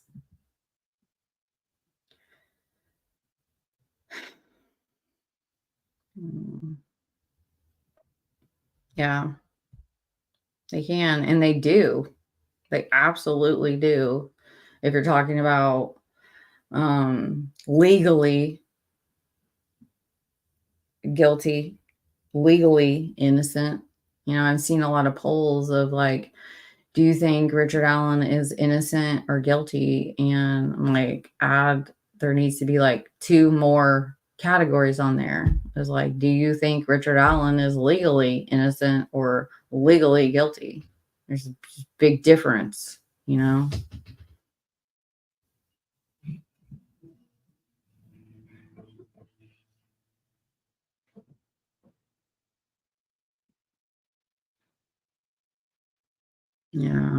it's very sad. And it, and that's the thing is like the Germans, Patty's, Williams, and extended family they have just been the ideal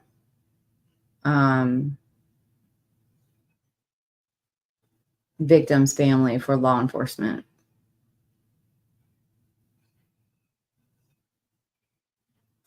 And in my opinion,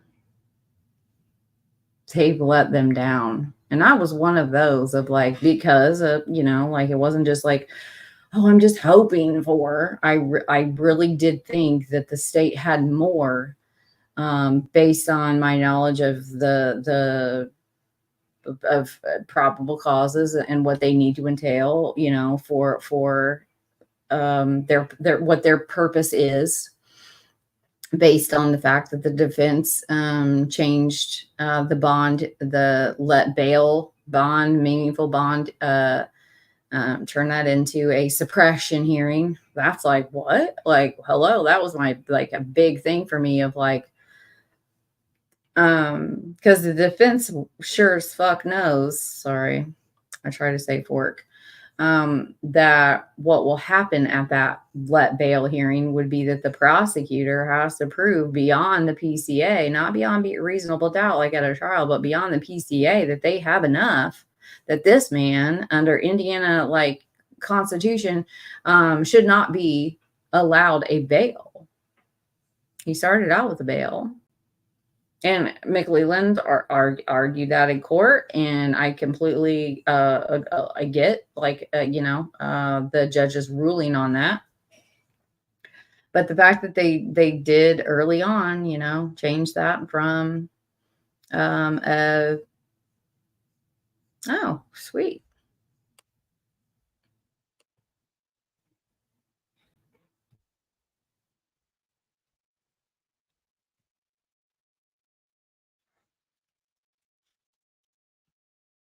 I know. I owe Joe Smo a huge apology. I should have told him that I'm going to go live, and like I'm probably going to go on a rant because I haven't been on here forever. And then I should have then invited him on. I feel really bad about that, but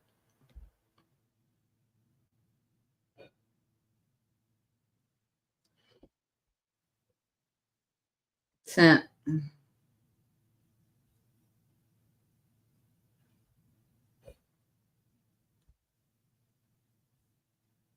Yeah. Yeah.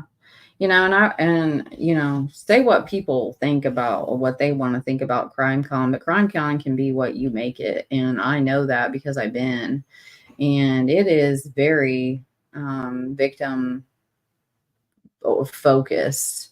Yeah, you're going to have your, talking heads.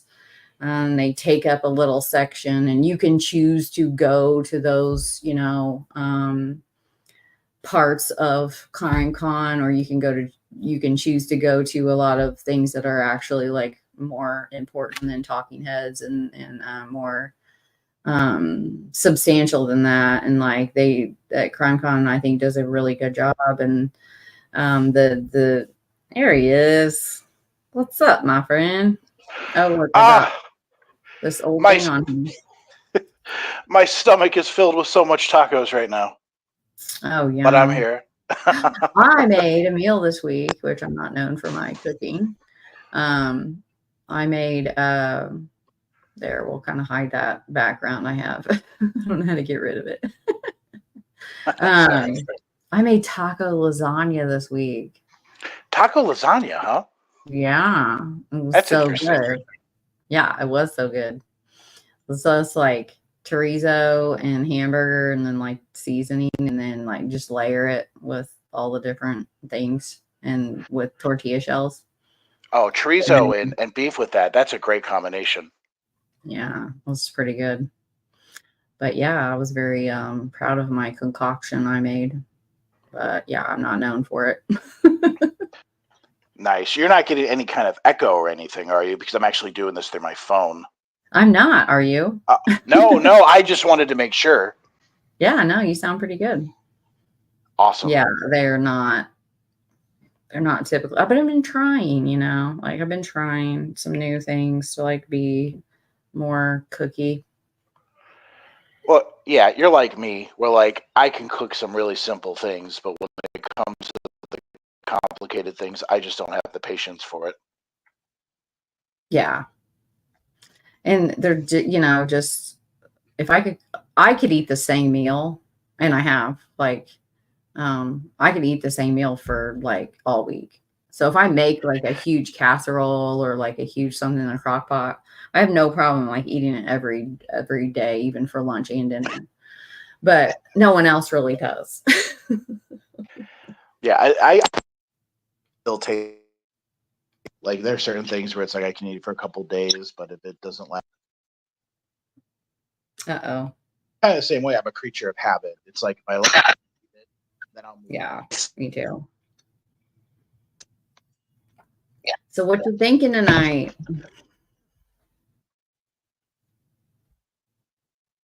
You there? I think you might be cutting out.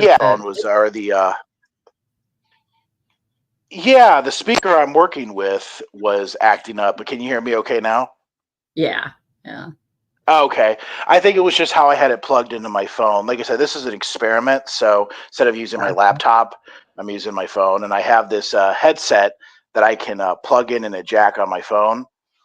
So hopefully there won't be any more technical difficulties after this. Yeah. Sounds pretty. It cut out there for a second. And then I was like, oh, but you're back and it sounds good. Mm-hmm. Oh, we got buckwheat. That is such a funny name. My mother will just call my dad buckwheat when she's like being facetious. We're like, all right, that's about enough out of you, buckwheat. I thought it was like a West Virginia thing. If the community finds that a man beyond shadow of a doubt, should they disregard the laws for prisoner rights as a method of vengeance? Well, not a beyond shadow of a doubt, but beyond reasonable doubt. I think that's what they meant, right?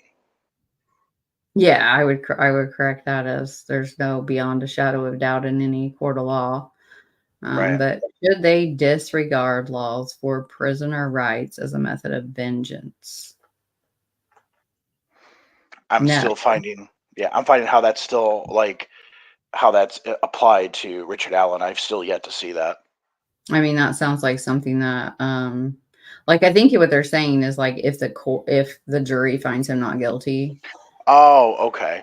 Then I don't know, because it also says prisoner rights. So right, that's what I thought maybe they were talking about the way he's being treated, and of course we didn't see the surveillance of Richard Allen as the jury saw it. So there's a lot to be open. There's a lot of interpretation there other than what the jury saw. Mm-hmm. And so, but still, otherwise, I've still yet to see mistreatment of Richard Allen based on the pre-trial hearings, and then even with this ongoing trial, I've yet to see it. I mean, people could say what they want, whether they want to believe Richard Allen is innocent or guilty, that's their prerogative. Yeah. But I think if you see that he's been mistreated, then I think you're only seeing what you want to see in a tribalist kind of way. It's like a team sport, and I really believe that. Like, you do have some people where it's like, no, Richard Allen's guilty. There's no doubt in my mind about it. Right. And then you have the other side where it's like, no, the state is against him. They're covering everything up. They know who the real killers are. They don't care. They're going to just go ahead and railroad Richard Allen. And they're very fanatical, surprisingly so, and very touchy. Yes. So, I mean, and then of course you have sides, I've made no bones about it. I believe that Richard Allen is bridge guy, and hence that he would be, I believe he's guilty, but I also believe, again, the legal aspect, will the jury feel the same way? Will the jury see it the way that I see it? And of course they're there, and you mentioned it, and I've mentioned it in my live stream, where at the end of the day, it doesn't matter what our opinions are. It matters what those 12 jurors are going to do when it's time to render a verdict. Right. And I know you touched on it too, just like the jury questions have been phenomenal. Like it should reassure the public, because, juries, just by the nature of having a jury of your peers in such a heinous crime like this, and having the victim's family sitting there and then seeing the heinous things that have been done to the victims, like they have to overcome a lot, and they're counting on the state helping them to do just that. Yeah, and which I think when they acquit or when they have a mistrial, the public wants to attack them. And in this case, I'm just going to be like, that's just not okay, Yeah. And I think you mentioned it before, and I'll reiterate it. If Richard Allen is found not guilty, it's due to the sloppiness of not just the state, but even before them, law enforcement. See, I believe two things can be right. I can believe Richard Allen is guilty, and I can believe that both law enforcement and the state did a piss poor and substandard job in their duties, both of them. And that's what I'm afraid of, is that that's what we might have. Because again, they're going against public defenders. They're not going up against high-priced, high-profile attorneys here. But I'll tell you what, that's what Baldwin and Rosie looks like compared to the state. When things, at least what's going on now in trial, not so much in the pretrial hearings. That I thought the state did really well in. Yeah. But now it seems kind of like it flipped. But there are things where I feel like if they're found guilty, it's in spite of the state's performance, and I just feel like Richard Allen really gave himself up. And that's what it comes down to. And it comes down to the credibility of the confessions. It comes down to the van story. And of course, we know, like, apparently there's been some sites that have talked about the van. So could that have gotten back to Allen? Is that possible? Maybe, maybe not. And of course, the timeline. I think, again, it was touched on. Gray did a fantastic job in his timeline video. That I just find it very difficult to find any legitimate holes in it. I mean, even if you give and take a couple of minutes away from something else, there are certain things you can't deny. So, but again, hey, guilty people are found innocent all the time. I'll say it. Casey Anthony, guilty as shit, found innocent. OJ, guilty as shit, found innocent. And then, of course, you have guilty people who are really innocent too. So, I mean, the justice system isn't perfect. It's case by case. And I just hope the right verdict is rendered, and I hope the family gets resolution. Someone mentioned earlier about closure. I don't know if you family members can truly get closure from this. A lost one, when they're lost, they're lost. They're going to live with that for a long time. Yeah. So, but resolution is different. And I hope they can get resolution. I hope they can get justice, not vengeance like some people want, but justice. So we'll see how it goes. Yeah, I agree, Freckle Joy. I think that his attorneys have, I've called them Shakespearean, like they're trying out for a Shakespearean, to come back to life and grade their work, but at the end of the day, they have influenced court of public opinion, hands down, which is one thing in and of itself. But even at this trial, in front of the jury, of just, I don't think it's, things like objections and things that they've been able to get in and just like teeter on that line. That's defense lawyering, I think they've done a pretty good job, but it was I just think that the state just they just fell flat on so many little things that they could have even shored up in these last days with the confessions of, just like, is there nothing? I guess we'll find out with Brad Weber, like, is there nothing else besides his timesheet? Like, I would like to ask Freckle Joy a question. I see her post up on the video, and I don't know this question, so it's not a smart ass question. I really don't know, but I think I know is when or out of the public defenders who are defending their client in a murder case, either in the state of Indiana or nationwide, is there the success I guess the success rate? I'd like to know that. And that's not including those who actually hire an attorney or those who do it pro bono. That is considered a high profile lawyer. So like, for example, if it's like with Scott Peterson or what was going on with Casey Anthony, that doesn't count. But like when it's a public defender, I'd like to know what the success rate is for the public defender to have their client found not guilty, or even a hung jury, in which even with a hung jury, if the state doesn't decide to reconvict, there's that as well. I would like to know what the statistics are. I don't know what they are personally, but I'm going to guess that it's not very good.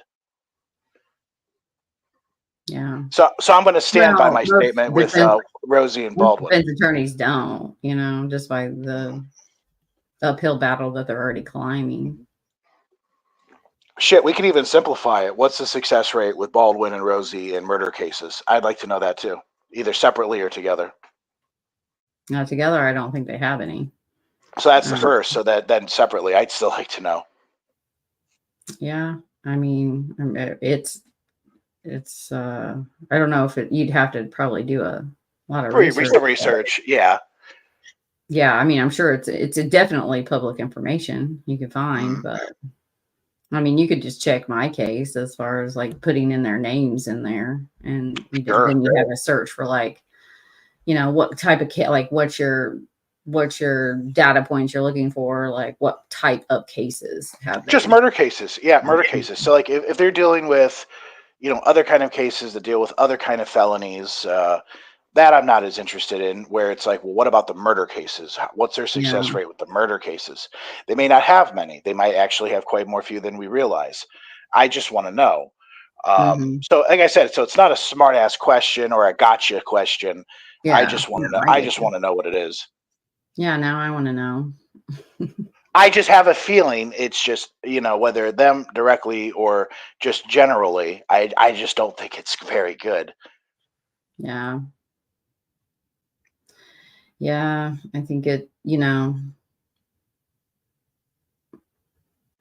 on one hand, like I don't know that it necessarily is applicable to how they their skills for just based on just like their skills. I think there's like a lot of other factors that play into that of like what is the stack against their client, and like what were they able to like argue in and out in motions in limine and like different things like that, because that's where it's like, this case, like obviously, like Buckwheat, we tried to answer your question. You'll have to like rewind a little bit if you want to hear it again, but I think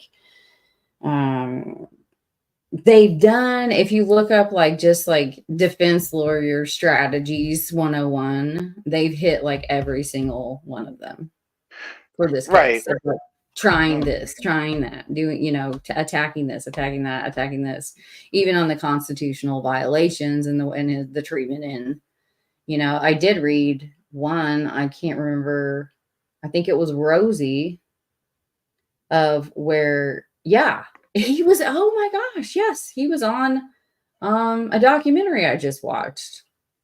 It's the newest season of I Am a Killer.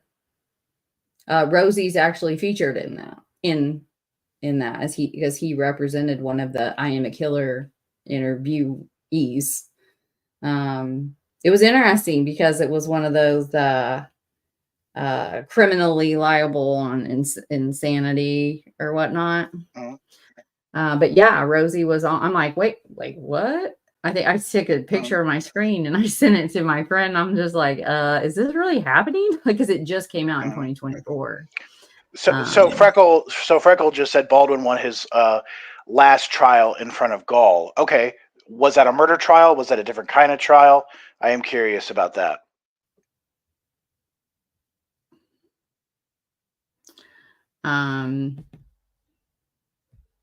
I'm not sure about I doubt it, when he was a lawyer in the, I think he was what was it called? What was he called? He's a lawyer for, which branch of, was it? I want to say not Air Force. I'm just like drawing a blank. But he did pre this one, like after Alan was charged, he did win a murder trial in Carroll County. Just one that I know of. And it's been up for appeal, and I think it's upheld its first appeal process, which is pretty common, but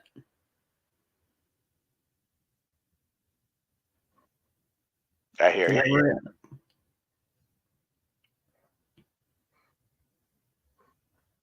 Yeah, I mean, and as far as this case goes, and as far as like skill sets, I hear what you're saying. It's just, I just want to know how successful Baldwin and Rosie are, just in general regarding it, because I think, I think patterns matter. So even when Yeah, it comes to the constitutional things and things like that, depends. I mean, you know, public defenders don't have as much money as usually as a private defense attorney can do, who's high profile, can get a lot of things going, and also they're right. doing it, for stature as well. So, like the Garagos, people like that, and they usually sometimes don't win, but still they have a lot more to play with, if that makes sense. Yeah. Yeah, I wonder what experts were they allowed and or who will be called. I'm very curious. I'm curious Really to a see if that will last the confession week. Mhm. expert will be called. Um, just on false confessions and things that to me, I think it's an uphill battle on that though. Just I think it outside of is. this case. Yeah, I Not think it even is too. And the reason why I think that is because usually it's against interrogations. mhm. Yeah. Hey Monica. And sorry, I didn't mean to cut you off. Oh, tomorrow is going to be Brad Weber, Tuesday, the psychiatrist. Walla, or an actual psychiatrist, because she's not a psychiatrist. Yeah, I was wondering that too. Yeah, I wish I could go tomorrow. I can't, but if Brad Weber is going to be called, I would like to be there. Just Yeah. just to watch his constitution on the stand, Mhm. because I just don't think he's a good witness. And I just couldn't hedge my case on him. You know what I mean? Like, not without corroborating things as far as like finishing it out. Like, I know they took his freaking phone, their house was searched, all this stuff. So, like, where's that at? And why didn't the state present it? Yeah, and I'm curious to Or did they see. lose it? Yeah, like I'm very curious to see what the state will have, because I'm sorry, not the state, the defense. I'm curious to see if the subpoena thing was all just a dog and pony show, or if they really have something that is tangible that they can use and can make Weber look bad, and can also looks bad in front of the jury. I'm very curious, so we'll have to see how that goes, or Oh, if yeah. they just want to continue to needle him. Oh, for sure. They're going to look up. I don't know that there was an actual criminal case filed, but they're going to find the, 911. Well, they should. Mhm. The 911 calls and like the reports of officers being called out to the property because he was like holding some they were trespassers, okay, but like, um, he just, in my opinion, he went way too far with it. Like, that was like kind of disgusting, that if that, like, just the way that a man would treat women, if that makes sense, just I Sure. found it kind of deplorable. Um, and then, if they called his mom to the stand and she has to say, like, she could have been lying in the group. She could, like, whatever, but say the things that she has said in the groups is true, like calling her to the stand. Well, that'll blow up in the state's face.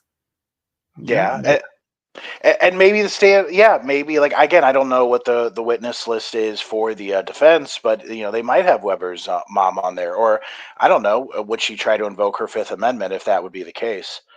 That she I'm very not well sure. could. So could Brad. I mean, I don't think Weber can though.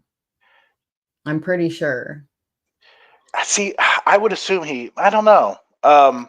It might look bad, but for example, like I forget his name, but in the O.J. Simpson case, initially, the one cop who testified in the O.J. Simpson trial, and then I guess apparently they called him, as far as like whether he ever used a racial slur before. Eventually, I guess he did in a script for something he was doing, and they brought him back, and then he just started to invoke his Fifth Amendment rights. So I would assume he could. I know that King and Klein said that if he was called to the stand, or at least that's the rumor, that if he would be called in, he would just go ahead and just throw out the Fifth Amendment rights and just not say anything.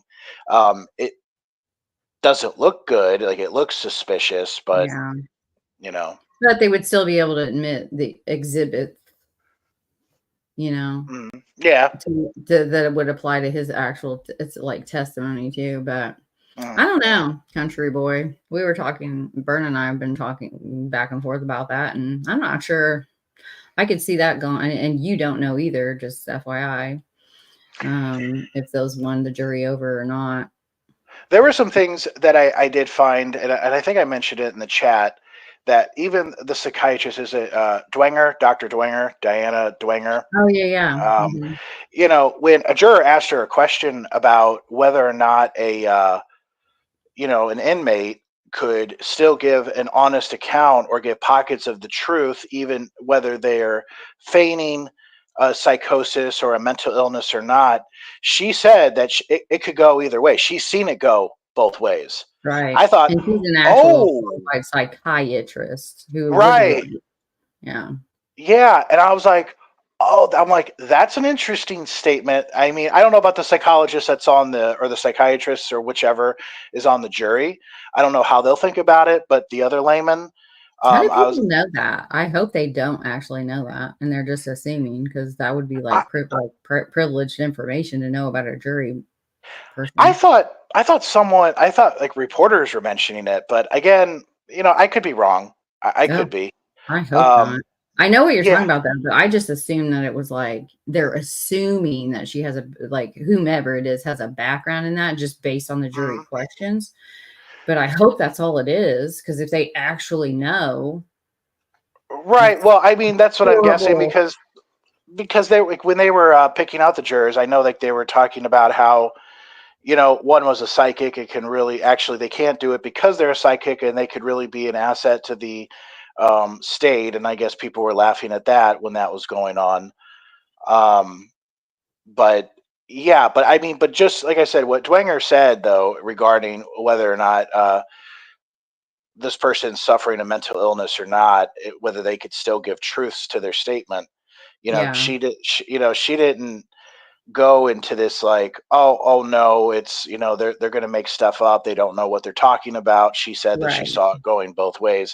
I thought that was interesting, and not necessarily a win for the defense. I think that actually could potentially, and I'm using that word potentially, hurt the defense, because they could say, hey, this guy might be eating poop. He might be doing some crazy things, but could also be telling the truth, because this whole thing is weighing heavy on his mind. And I think there's some evidence of that.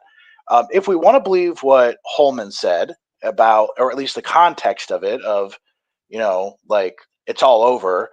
And then November, when he's talking, to his wife, saying, if it's too much, I'll just confess, which still doesn't, at least from the context of, I'll do this for you because I don't want to be mental anguish for you, versus, I'll just confess and say it so that you don't have to. It's the truth, so I don't want to put you through all this, through a trial, to see if maybe I'll get off on it. I'll just say that I'm guilty. And then, of course, as we go on, then we start getting more fuller confessions, general, and then specific. And then, but once things get specific, and then I think Gray touched on it earlier, as soon as his wife is called about, because he's confessing, all of a sudden that's when he starts to act crazy. I hope there's a timeline of that gets established in the closing arguments of the state, that they can sit there and be like, look, yes, he was giving false information, he was acting crazy, but that all started to happen, after he told his wife talked to his lawyers, and all of a sudden that's when he started acting Looney Tunes.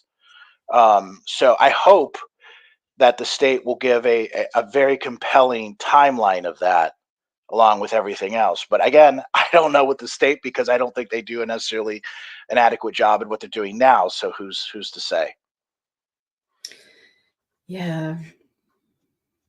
It's hard to say. I don't know. What do you think? Like about what I told you about, like seeing where these during, because I think that it, like what I stated earlier, and like there are many different reasons that's like, yeah, like solitary, but we're based on that alone, like I'm telling you, people, like it's just going to get thrown out. Yeah, there are things that we don't like, and we shouldn't like them as a whole because they're happening to other people besides Richard Allen, and a Freckled Joy hit on that. It's a nationwide problem that's not specific to him. So by the logic of some, you just throw out any kind of case based on treatment in prison or jail. Like no one will be guilty, but there are things that I don't personally like about it, especially because I have some, like I've researched it outside of this case before this case he was even in prison, on recidivism and what can be done and what we should do as people voting in our respective states for legislative change as far as corrections go, Department of Corrections go as a whole. I think pretrial detainees as being innocent, but yet we're gonna hold you in, like I have issue with that. But then again, I've also seen it where jackwads have got out on bond and killed 2 more people while on bond, Mm-hmm. slippery And see, slope.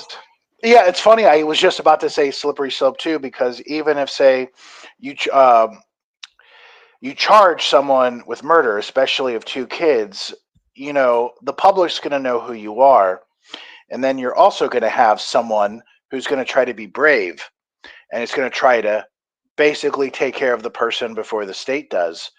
And so, like, how do you protect this person? Do you put them through this protective witness thing? In that case, are they truly free until the trial? Of course, there's a flight risk of them leaving. When I say flight, doesn't necessarily mean like you're flying, but just you're going somewhere else where you can't be found. There was a case, and again, the name escapes me, but it was this this Islamic father who had 2 daughters, and I think this was in Texas, and that was a bad thing. But he ended up killing his 2 daughters because he wanted to sell them off into the Middle East to other men, and of course they weren't for that. The daughters were fighting that, and even the mom took them, and they went, I think, to Oklahoma. And of course, the father sweet talked the mom into coming back, and they'll work everything out. And then he told the mom that he was going to take his 2 daughters out to dinner and discuss and talk about everything. And he ended up shooting and killing them. He was a taxi driver, and he ended up, fleeing. And like they didn't find him for years until finally they did, but it took a while. So who's to say that can't be the same case? So how do you make that work?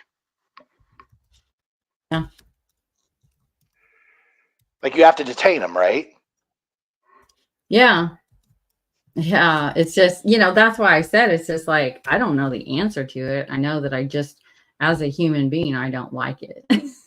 Mm-hmm. Like if there is the show, it was basically just kind of a forced, unapproved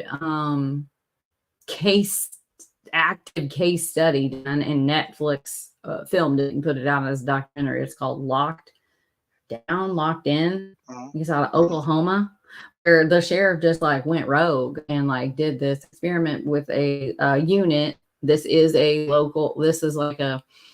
a jail, which it doesn't even compare. It looks way more like our Indiana state prisons than our rural jails, and other than Marion County. But the 23-and-1, like 23-and-1 is not a rare thing to find, and pretrial detainees especially dependent on the crime that they committed, even if it is like gang violence, you know, segregation, solitary confinement, suicide watch. But on that on the lockdown like documentary that I just watched not long ago, it's a 23-in-1 unit of this particular jail in, I believe, Oklahoma. And I think it's horrible, you know, to be locked in a cell 23 hours a day, you know, pre or post conviction. Like, what good does that do? And there's actual empirical, like, evidence, like there's things to back up the data of recidivism, you know, in places that have gone a different way instead of just housing people. But, you know, there's one of the kids who was in a young kid, maybe like 21 in this documentary. And he was on, he was a pretrial detainee in this 23-in-1 unit.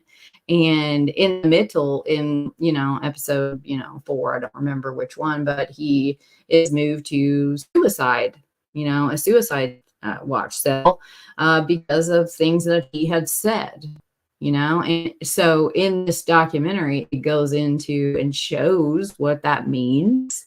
And then, you know, of like the difference between suicide watch, solitary confinement, 23-in-1, and all the different things that we keep hearing thrown around in this case to make it seem, you know, very egregious to people's heartstrings for how he's been treated. But I just don't think it's that part of it. I don't think it's going to hold up in an appeal. But I do. This is one that I always agree with Ashbrook on when he said, you know, like, people aren't really, because I do know he's right, is the appeals process, if someone is innocent, you know, is it's slow. It is slower than slow. You know, you're talking, yeah. You could be in prison for years. And, you know, case in point, Kamala Harris, I can go look that up, what she did. But yeah, like you know, and before an appeal is heard, especially on something that's going to affect the making ability of the state. Like, I mean, hate to say that, but it just doesn't make it any less true. You know, money makes things go around. And you look at like all of these additions to, I mean, there's been news article after news article, like investigative journalism in the state of Indiana on county jails. And like when they do a big renovation, like they have to basically guarantee that $23 million, they're going to be able, well, how are they going to get that? Right. You don't get that unless people are being put in there, you know, like to recoup that money. You know, there's there's things that are federally given, state given, but like as a whole, they're banking on people being put in there. Now, if you don't mind me rewinding really quick, I think Chaotic Beauty and Crime, I only saw part of it before. Nationwide, I saw a number 45% with defense attorneys. Was she referring to murder trials? Because she said 18% was something else. I was curious about that. I'm about to show you. Awesome. She just sent it to me.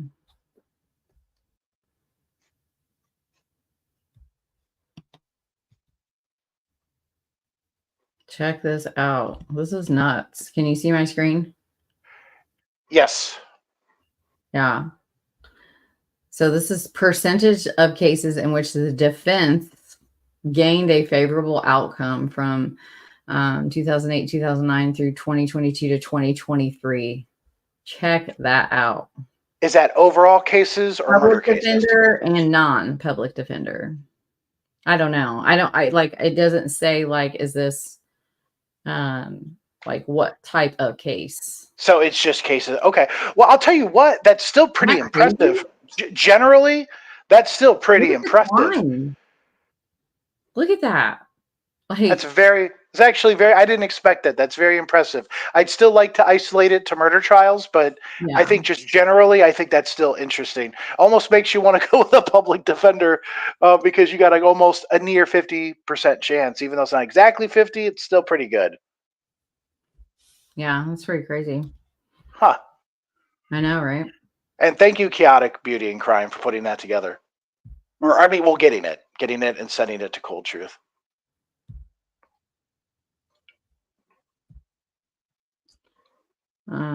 Yeah, Sarah Lee. That's another one. Yeah, a lot of pleas are given, and people are just like, "Oh, he's gonna take a plea at any moment." There's no way it's gonna happen. You know what I mean? Like, him to take a plea would just be, yeah. It would be him just going against all sensibilities and his lawyers and his everything. See, I could see why initially, like when he was initially giving the confessions, where it's like, dude, you just screwed yourself. But after, he told his wife and his wife talked to his lawyers, and that's when everything started going crazy, going off the rails. Then, at that point, if you're doing that, that means you have a fighting chance because you present that in trial. Assuming that's the truth, assuming that's how it happened. Maybe that's just coincidence. We don't know. But to go back to what you were saying, so about being locked up, even as you're awaiting trial. Do you have any personal solutions to how we should fix that? How we should, as a nation, not just state by state, but as a nation, if it was your perfect world and it was your choice, how should we fix that? Especially with the mental and psychological issues that can cause inmates. Yeah, because we've really taken in my opinion, I think we took a real back, especially in the, this particular branch of government with the laws that were passed, putting basically, with there's just not a lot for people that are convicted of something, pretrial detainees of something, or just have a mental disorder that like schizophrenia, like my cousin. Like, there's just not a lot of good help for people. People even recovering addict. Like, I could just go on and on and on, and like, I don't know how to fix it, but I do think that I don't know if it's still, because I think they lost a lot of the funding for the grants because, again, there's not a lot of money in recidivism. That should be like, that's important. But Boone County, Indiana, their sheriff went a different way, and the statistics backed up that it actually worked, that it wasn't a revolving door when they were doing these and I'm talking in like the local, like jails and things, and I think even in federal and state prisons as well, it's helpful. But I also see where if you don't have the right trained professionals, and I really don't think that parole boards are full of them, and neither are the people, I think it's the probation departments, or it's parole board, like the ones that do the assessments of like risk, like risk of violent, offense. I think they're really messed up in the head, the assessment process of like the scoring on those, because they rate like child molesting. You be like, oh, that's like a really low score of like 1. Huh?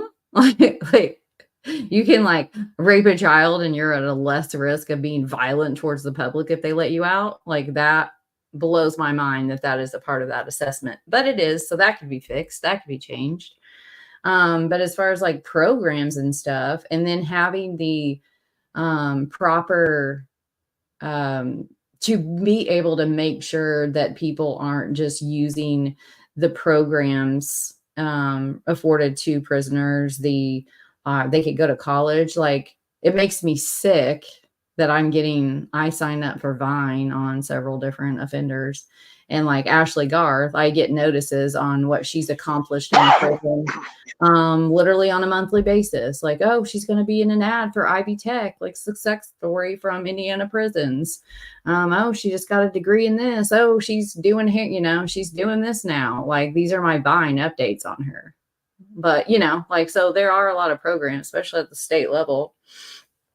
But having the proper people to be able to evaluate, like, do they just learn some like keywords to say to get out of prison, or did they actually, is it like applied? Like, do they actually, in giving people a chance, it sounds horrible, but I do think a lot of people that are in prison are wrongfully not given a chance. Do you think that includes murderers? Like, do you think that includes them? Some, yeah. Especially first-time offenders and like people that, I know this is not a popular one, but the Menendez brothers, I don't have a problem with those two getting out. I don't think they're going to reoffend. I think there's some cases like that where it's like an isolated thing, especially if it's not a stranger on stranger murder. But then again, if it is a domestic abuser, they should never get out, and they're the first ones they let out. You see what I mean? Like, I agree with that. Yeah. Because that's premeditated murder when you've almost killed your spouse 5 times before. But it's a crime of passion. So those offenders should never get out. Neither should the serial ones or the ones that offend against strangers. But the ones like in that situation with the Menendez brothers, I can't. Who else? They don't have any more parents to murder. I don't think they're gonna. I think that there was a lot of things, and I trust Ann Burgess most of all. Right.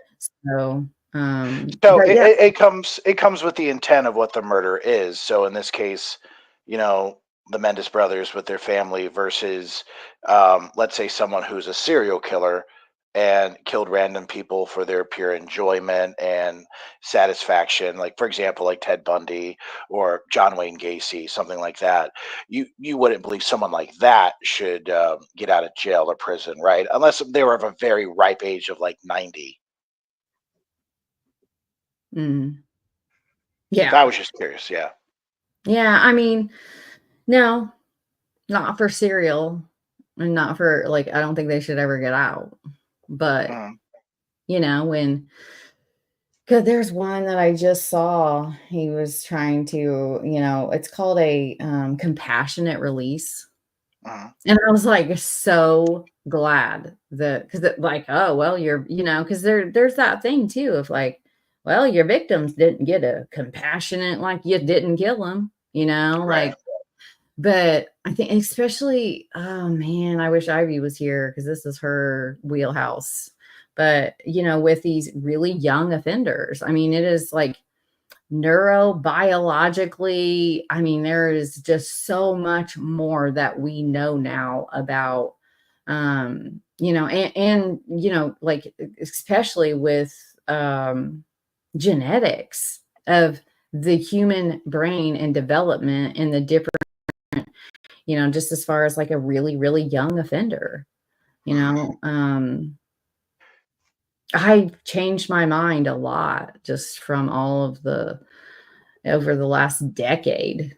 It's not lost on me that my top, like, favorite movies of all time are all about vengeance, I do think that's kind of human nature, but I want to try to fight that, of like, but would I, if that was my child? I'll kill him myself. I'll kill him myself. Well, I think it's always need to different. worry about it. I will kill them. Yeah. Like, I know and then I am proud of every family member of a murdered person that doesn't kill them themselves. I think that takes a lot of character. But to rely on the justice system, then, I mean, I've said that for years. Not many people, like, I am glad that my aunt's killer killed himself. I know a lot of my family members, and they don't get it because they don't see what I see. But that Roger dude, he'd have been out, he would have got maybe 15, 20 years max for what he did to my aunt, even though it was pretty gruesome and brutal. And it was a stranger on stranger crime. But I mean, he was like 26, first time offender, not a lot of aggravating, a couple mitigating circumstances. So he'd have been out and had a whole life if he hadn't ended it, just because of the way our judicial system works, so it's a double-edged sword for sure, with no real clear-cut answers. Yeah, and I get that, and I mention Skylar Niece's case often, and I mentioned Sheila Eddy and Rachel Schoaf, and eventually those girls are going to get out. And Rachel Schoaf, every year she gets a parole hearing, and I think the one thing that always makes me feel like, no, there's absolutely no reason why she should be released, is because she says, I shouldn't be punished for the rest of my life because I made one mistake. No, sweetheart, you didn't make one mistake. You made a deliberate thing that you guys decided to plan nearly almost a year in advance. And at any time within that year, you could have decided and told Sheila, this is crazy. What are we thinking? This is not worth. We can just stop being friends with Sheila and let or Skylar, I'm sorry, stop being friends with Skylar and let the chips fall where they may, all because they didn't want release that they were having a lesbian relationship. And I'll tell you, Sheila doesn't. There's no remorse with her, but regardless, she enjoyed it. Well, yeah, I mean, the way she acted after the fact, those are the things to me, I was just like, oof. I don't care how young you are, when you have like some aggravating things like that, like, no. But she will, you're right. Especially in the system, just like, male versus female. But they'll be released. They'll be released whether they're sorry, genuinely sorry for it or not. And that's a true crime. That's a shame. Yeah. And if anyone wants to, it's called Mandoo, Mandoo. And there's Mandoo and then Mandoo 2. So TOO. And no, TWO, sorry. Maybe it is TOO. I don't know. Anyway, Mandoo, and it's parole hearings, which, and it's a few select states that are opting in on this. I think it's like Connecticut, Idaho or Iowa or one, and there's like just like 3 or 4 states for parole hearings. They are wild. Everyone just get ready to be very angry. But it's parole here, it's nuts. That's what I'm talking about with, and I think I'm not sure who left I know what you're talking about as far as the intake assessments, and I don't know if those are the same people that do that. What would you call it? Like, I don't think it's outtake, but for lack of not knowing the right word, there's a, like, before a judge sentenced someone, there's a group of qualified individuals that they give like they do like a whole assessment before someone is like convicted or before someone is released. That's what I'm talking about. Those people that do those assessments, that needs to be worked out, because it's ridiculous. Yeah. Carol asked me in your comments whether I believe anyone can be redeemed. And I don't know the answer for that. Well, what is redemption? Is redemption just truly being sorry for what you've done? And I guess, and if you're truly sorry for what you've done, that means then you're willing to live the consequences of your actions, whatever that may be, whether it's death penalty, whether it's however many years in prison, be that many life sentences. Is that what redemption is? Is it forgiveness of the families who believe that you are remorseful? I don't know. I really don't. And again, it's like what we talked about. This is not perfect, no matter which way you slice it. Yeah. Nothing is perfect. You could be like, your father was in great shape and have a heart attack. That's not fair. That's Right. why does that happen? And then you have people who, and I'm not picking on these people, but people who are morbidly obese and they will live to be 70, 80, 90 years old. How does that Yeah. happen? I don't know. Yeah. Like, so you sit there and you preach a good, healthy diet, nutrition, all of these things, and you could live that. You can live it, but Mm-hmm. you might keel over when you're 35 or you're 40. And Yeah, someone can eat I know my McDonald's. cousin, did I tell you Yeah. that?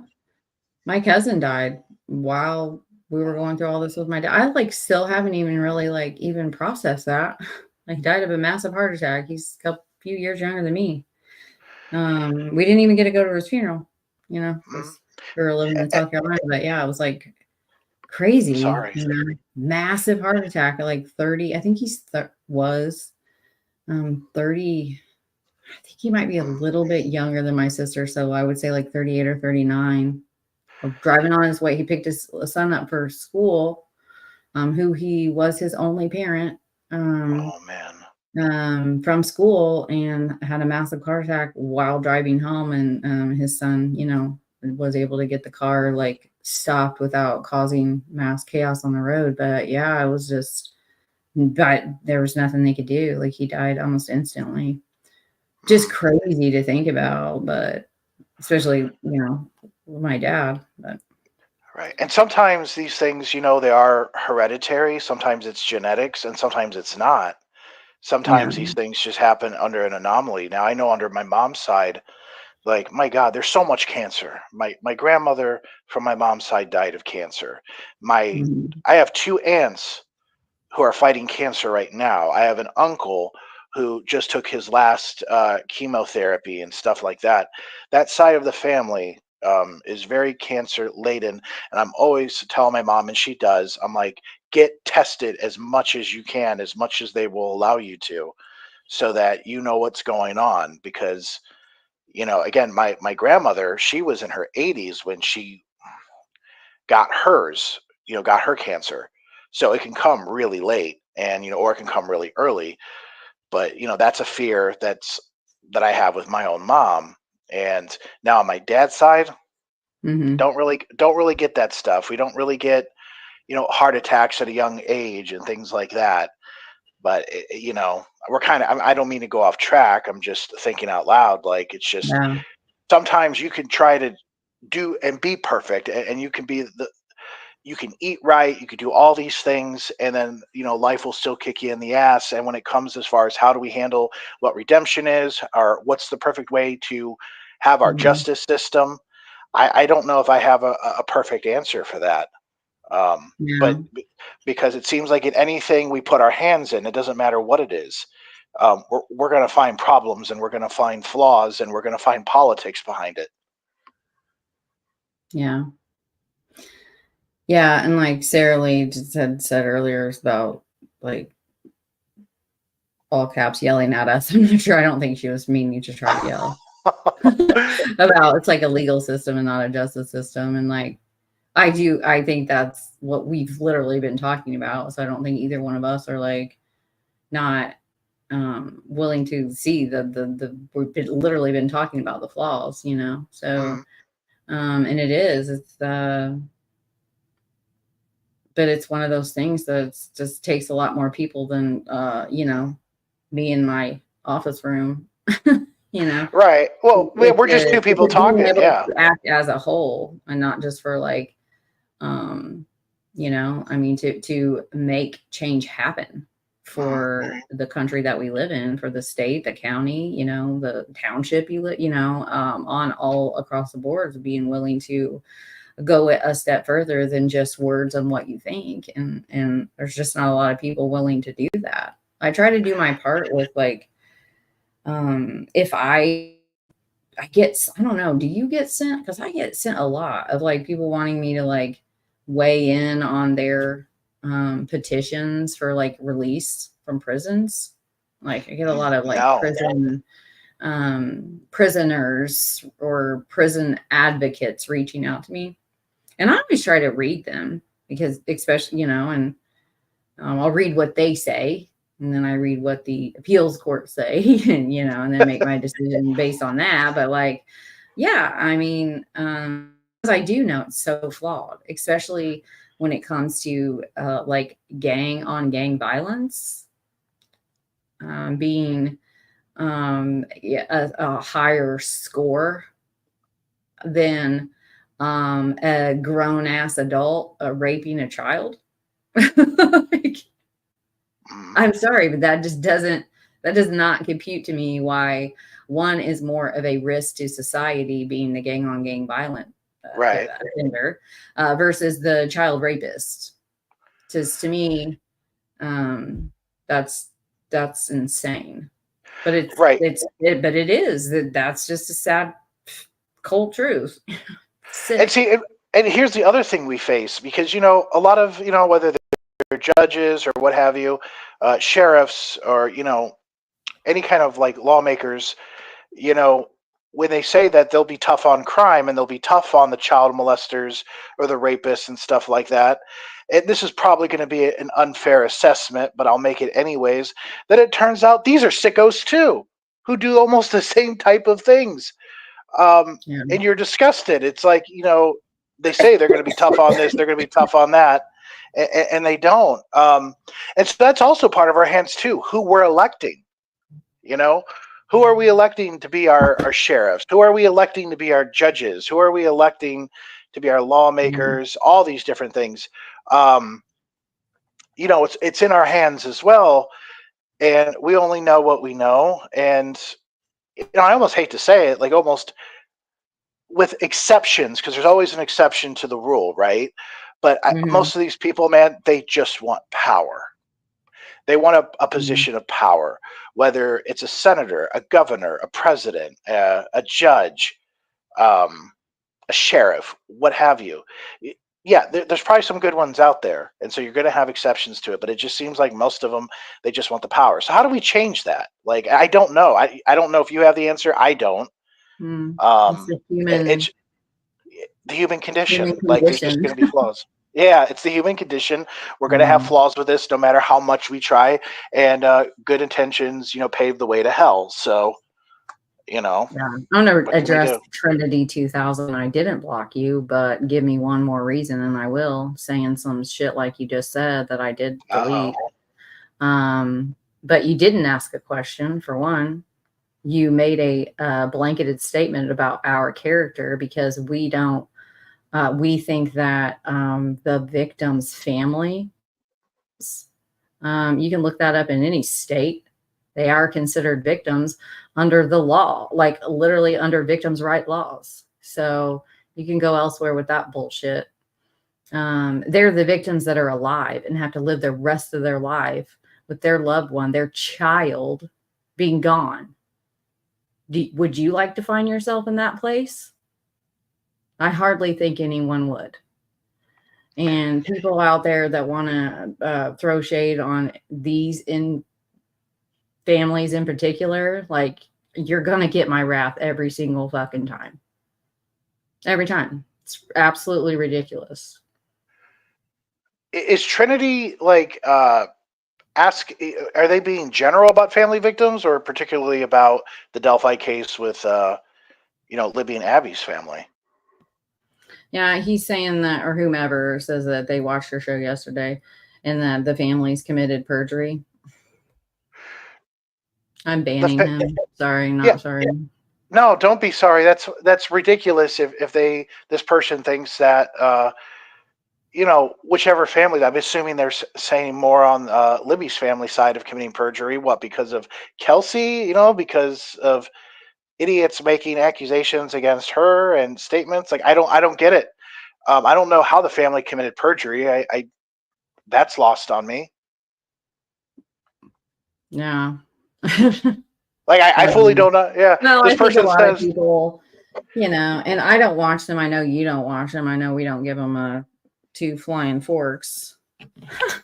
I'm going to keep this fork here. It literally was. He brought me a spoon and a fork. It was like, I didn't know which one you wanted to eat your dinner with. I chose spoon for some odd reason. Never do. But anyway, yeah. What was my point? Yeah, it kind of got lost with the Trinity thing.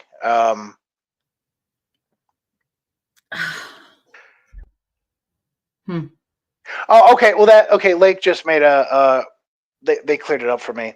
I just looked at Trinity channel. He makes hate videos of the German family. All right. Well, Trinity's a moron. Okay. Yeah, that's where I was going with that. Is like, because there's a bunch of people out there that think Kelsey did this. Right, which is stupid. Yeah, it absolutely is. And then like they're just running buck wild with the whole hair in Kelsey's sweatshirt that Abby was wearing. I mean, man, now look, my hair now is pretty long, and I would hate for. I mean, it's a man, like it gets everywhere, and it used to be way longer. My hair used to be way longer back in the day. That shit got everywhere. I don't know how you ladies do it. Like it gets everywhere, and so it gets into a sweatshirt that Kelsey has. These things are going to happen. You're going to have secondary transfer. It's not abnormal. It's never been abnormal unless it's someone's hair that they couldn't explain away. Like, for example, if it was Richard Allen's hair, that they couldn't explain that away. But seeing that it's Kelsey German's and seeing that, one of the victims was her sister, and then seeing what one of the victims was wearing was her hoodie, then that can be explained away. You have nothing else. So that's wow. And you got true crime design. There was that criminal network idiot who kind of came at me too because he was going after the families. It's like, no, unless you have good reason to go after the families, which I have seen none. I've seen no credible evidence of that. I'm going to fight that day and night. Like, that's terrible. Haven't they suffered enough versus having to hear some uninformed asshole's opinion? Right. I'm sorry, I keep needing to cough and I don't want to blow people's eardrums out. No, I was only doing a diatribe because I thought you were away, so I was like, oh, I was listening. I just got like coughing, so I didn't want to cough in people's ears. Right.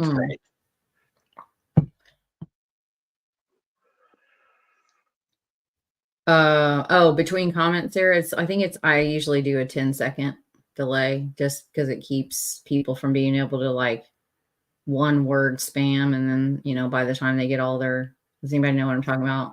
Where people will put like one word in, one letter in, and then like spam the chat, and then by the time they get them all in, it spells a slur. So I do 10 seconds for that.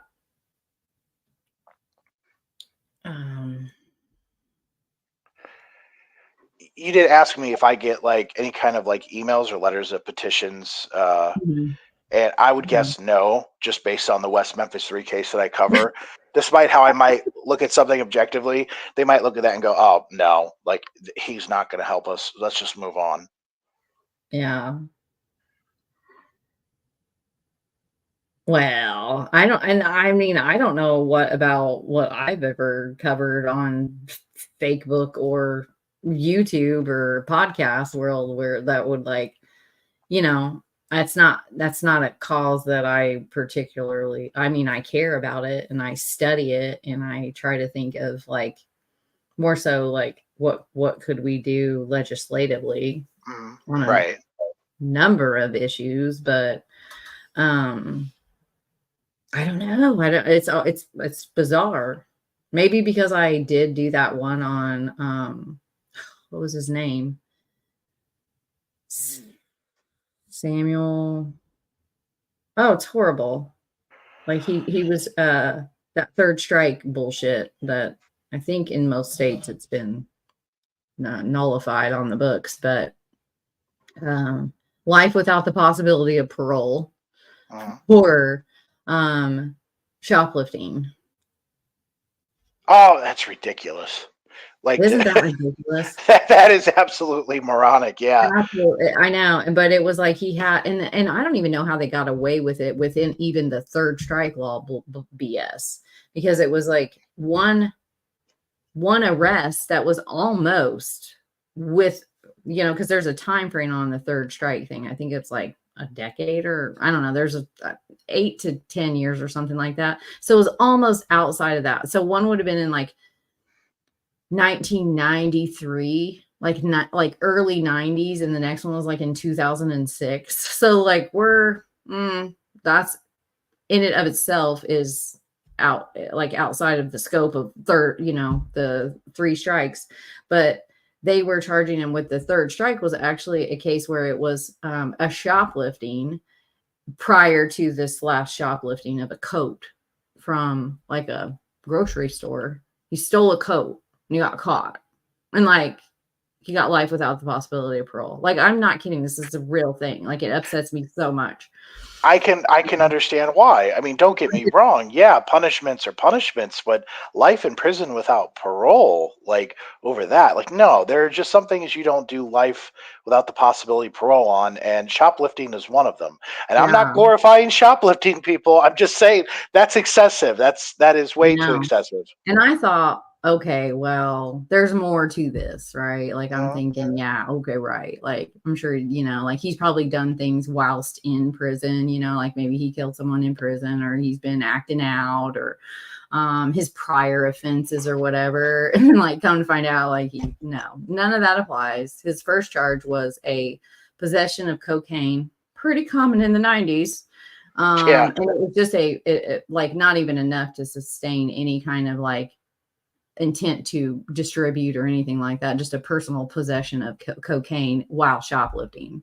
If that's the case, they And have to then charge. this, like, Yeah, they got to crazy. charge. They got to charge Ozzy Osbourne, David Lee Roth, and a bunch of celebrities from the 80s as far as actors, things like that. It's like they got away with it fine. The regular person should too. Yeah. Yeah, that one was just like buck wild. That was so wild to me, especially what state was it? Because it's one known for like racial. I don't want to get into all of that, but just uh, you know, racial bias, regardless of what you think. Like, I mean, it is what it is, and it's proven in, especially in the Department of Corrections for this particular state. But like, just the fact that like they let people out literally early, like early release of rapists and pedophiles and serial offenders of like violent acts towards children or women, or but the shoplifter is, and the cost to house someone with life without the possibility of parole, which means you have no, and even in the sight of that, he's still done things to like not be a bigger burden to that particular prison. It's just Uh-huh. crazy to me. Um, yeah, like yeah. So that's why it's like if you take it in the context of like when this kid is caught with a personal possession of cocaine. Yes, he possessed it while he was like stealing something, robbing a robbery. But it's still just like, man, of all the how many stories of serial killers do we hear about where Yeah. they were in prison for murder? Arthur Shawcross and Ed Kemper are right off the top of my hat. Like, just dumb thinking about, two that did. And then they got out and then they became serial killers. It's just like Samuel Little. I don't think he was in prison for murder, but like he was in prison a lot. But he was also like one of the most prolific serial killers that the United States has known, Mhm. just in and out of prison. But then there are those rare ones that they don't have. They don't have, there's all across the board, whatever you want to find in this world, for whatever you want to get behind and believe in, you're going to find something to back it up. Yeah, and Freckle Joy has a great comment that you have up there. I grew up in Hollywood in the '90s. Cocaine Yeah. was the vitamin back then. And I have a funny story, if you can imagine it. During when they were making Nightmare on Elm Street 3, The Dream Warriors, and Robert Englund, that was where I think was probably the peak of him playing Freddy Krueger. And there was a song that went along with the movie called, We're Dream Warriors, which was performed by a very popular rock band at that time called Dokken. And, and Robert, like they're making a music video, and Robert dressed as Freddy as a part of it, along with Patricia Arquette, who was playing Kristen. But Freddy was doing coke off his blades with the band members, cocaine, as they're doing this music video. Can you just imagine people like shooting lines of coke with Freddy's blades, just so they can get a kick, so they can, do this music video? It's wild. Yeah. Yeah. I mean, just, ugh. Makes me feel even worse for him. I don't even know the guy. I've wanted to write to him, just like, hey, I tried. And then some random channel that I've never heard of, just because I can't believe I forgot this guy's name. It happens. I do it all the time. Picked up the story and I was like, yeah, heck yeah. Cause they just, basically use what I said and then they put it on their channel. I'm like, heck yeah, 100%, please. Spread this word. Let's help this guy out. And I've read the appeals and he was rejected on I think one of the very last appeal that I read of his for some technicality bullshit signed off by the judge. I'm like, well, because you didn't pay this money that was due at this time, this is rejected literally based on that, even though it has merit. F you. Those are the kind of things within the power that we give, and most people don't even know who their Supreme Court justices even are, that we put in our attorney generals and our Supreme Court and our judges, and just overall is astonishing to me. And paper pushing bullshit should never be a reason to keep someone and not give them a chance of parole. That's all he's asking for, because he didn't file the proper paperwork within the proper time and didn't pay the proper amount. Are you kidding me? Yeah, that's messed up. It's not California. It's I want to say Mississippi. I'm trying to find it.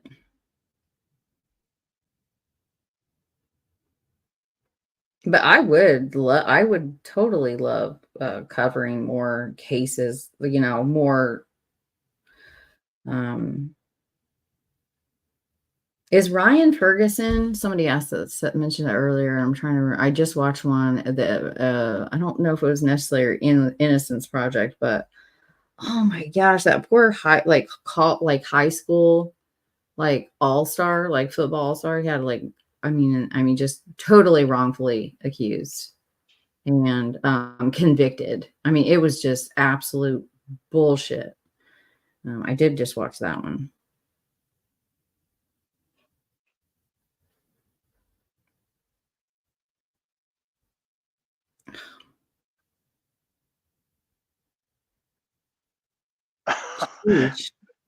They used to put Vaseline on the counters and on the back of toilets so people wouldn't snort coke off of them at the Rainbow Room and Roxy. It was all clear at the whiskey, though. Wow. Crazy. I think I should be able to share this in my own chat. We'll see. Mark Sumrell is the name. The guy I'm talking about.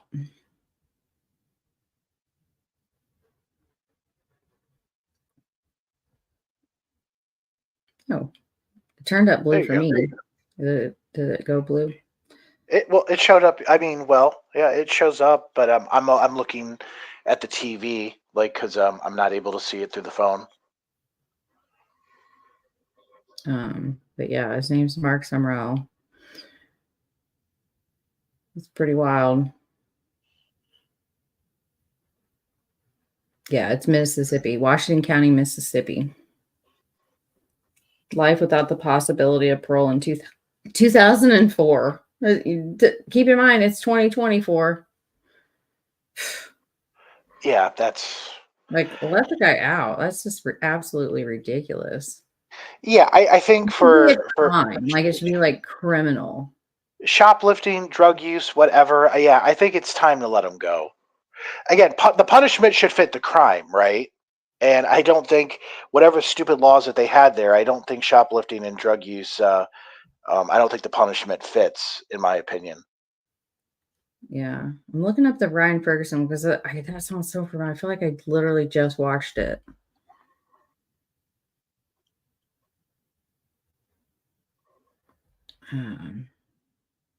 What was the show called? Like, oh, Dream Killer. I think you said that earlier.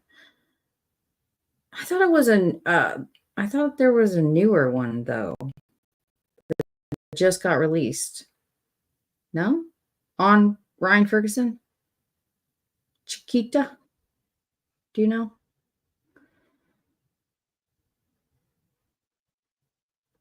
There's one. I don't know the guy's name because I'm terrible with names and dates, but details are I'm good with. But I mean, they basically, they talked him right into saying that he killed his wife, just because he was like out.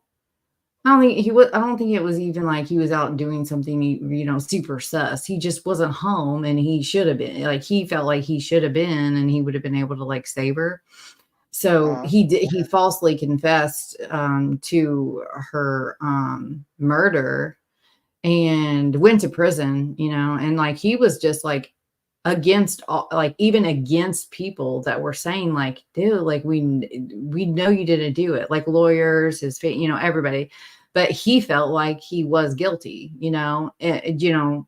and later on, like, but man, the police interrogations of him were atrocious, absolutely atrocious, and they fed him things too, more than just like a little bit, like a lot. Like, they fed him his confession, and he was willing to do it because I think he just felt a lot of like personal guilt, like that he didn't protect his wife, and I mean, he just devastated. He didn't even fight, but it was like they were able to prove, just like there's no way possible, timeline, the physical circumstance, like he did not do it. How long did they interrogate him for before? Do you know how long they interrogated him for before he confessed? I don't think I know some that are, I think there should be a time that bothers me, like they should have 11 hours, 5 hours, especially like, like that. There's certain aspects, how I feel about the read technique too, but like, right. I don't think this particular one was even like I can't remember. I can't speak to that. I don't know, because I think it was a couple days, so I don't know how many hours per day. Right. But he started off being like, adamant. But they basically like shamed and guilted him into thinking that he really did do it, and that's the power of like the mind. And then the complete injustice that occurred with, and it's common knowledge, and there's nobody doing a damn thing about it, really. Otis O'Toole and Henry Lee Lucas. Oh, they admitted to so many crimes they never actually committed. Why they committed some bad ones? Tour, literally a confession tour, and closed the books. Yeah, not O'Toole. Who's the other guy? What's his name?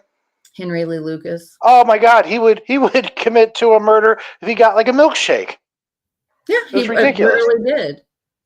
I mean, that sheriff took him on literally a confession tour all over the United States. Sickening. Yeah, because that guy was like, I'm locked up anyways. It's like there's not really much worse they can do. So like, yeah, I mean, give me a milkshake. And he almost seemed to really like the attention too, which is really disturbing. O'Toole and him and Lucas, man, I'm telling you, what a disturbing couple. John Grisham, I don't know if it's new, but it's new to me. My dad just got it to read. Of John Grisham, I like his new book about wrongfully convicted. It's like a whole big book. I can't wait to read it. Not to go too off point, but I want to ask this question and then I got to go. But I am curious, since O'Toole was mentioned, I'm curious. Do you think O'Toole actually killed uh, um, the Walsh boy? No, Adam Walsh? No, you don't think so? no. I can't argue that. I was wondering the same thing because I just from everything that I gather, I still scratch my head and go, ah, like it just seems like those Yeah, were the Walshes just kind of wanting closure and the police just wanting to give it to them and just closing the door. And it was easy to do with O'Toole, especially since he's now dead. And yeah. Otis O'Toole has been very inconsistent with that. So I was curious. So thank you for answering. I mean, that's just mine. I mean, like, I don't know To as me, it's far as like, what they were inconclusive. able to come. I thought they just did no, that was another case. Well, there was a documentary. I think there was a documentary Yeah. on Netflix about it, and I'm always very skeptical on documentaries. You always have to really verify and fact check them. I just look Mhm. at it as maybe he did it, but I just don't know if there's enough there to show that he did. There was some evidence that was compelling and interesting, but there was equally enough evidence to show, spread doubt on the fact that if he did it or not. Um, it's unfortunately, regardless whether it was Otis O'Toole or not, unfortunately, we're never going to know. That sucks. That sucks a lot. But Yeah. I was just curious because that was always one of those cases. Hi, When I saw Lauren. that, even when I saw that, and the Walsh family was okay with it, I was kind of surprised with it. I was like, I don't know if that's really concrete, like at all. So, Yeah, not like I feel like there must be like maybe more of the because Matt Walsh, right? That's his name. uh, Yeah, I mean he's still very much involved with what's it called? The Center for Missing and Exploited Children. I got to meet him at CrimeCon. I didn't know that they gave any credibility to Otis O'Toole being yeah, you know, they've the killer. I'll have to look into that. I the don't the family the family I missed accepted that. it. The family accepted the law enforcement's closing Yep. findings on that, which I thought was kind of shocking. And again, again to reiterate, I'm not saying that Otis O'Toole didn't do it. I'm just like, man, they're liars, and I just don't know. And even some of the physical evidence was questionable at best. There's basically nothing that definitively says for sure. Um, and I think if there was something that could tie Otis O'Toole definitely from doing it, even if there's no like DNA and things like that, but there's other forms of when I say direct evidence, we can't take his confession of direct evidence with heart because of how him Mhm. and um, Lucas lied. They lied a lot just to get notoriety. So it's hard to take his confession seriously. But then, okay, and there's no really any good indirect evidence that also shows that he did it either. It's possible that he could have done it. Um, but it just wasn't strong. Yeah. I mean, basically, it's weaker than the Delphi case, in my opinion. The case against O'Toole is with the Walsh boy is far less than what we see with the trial of Richard Allen. Yeah. So I'm you not know, saying a whole lot, but yeah. yeah, but actually, it just I think a little bit it does just because it's that week. It's like it's that week. But Mel, thank you so much for having me Yeah. on your Thanks show. for coming on and chatting. I hope I wasn't overbearing. If I was, I apologize. No, I love it. I love it when you come on. All So right. yeah, I'm gonna answer this because this is so true. Don't talk to the police. Never, ever, ever. People are like, well, that may make them think that I'm guilty. Oh well, Yeah, don't do that's it. Don't it's do it. true. Don't ever do it. I have a card. A card that tells me exactly what to say in case I forget and freeze up. But yeah, like, no, absolutely never. You have to know your rights too. And it's always better. Like, even if they're saying, oh, we just want to get a statement of like, establish some things. We don't think you did it or whatever, but go ahead and get an attorney even for that. Like, even if you have if you were a witness to something, get an attorney, still talk to them and still help out in whatever way you can, but have an attorney sitting beside you before you do so, because you never know. I agree. So thanks a lot, Mel. On that note, everybody, we'll see you later. Thanks for everyone being here. Bye.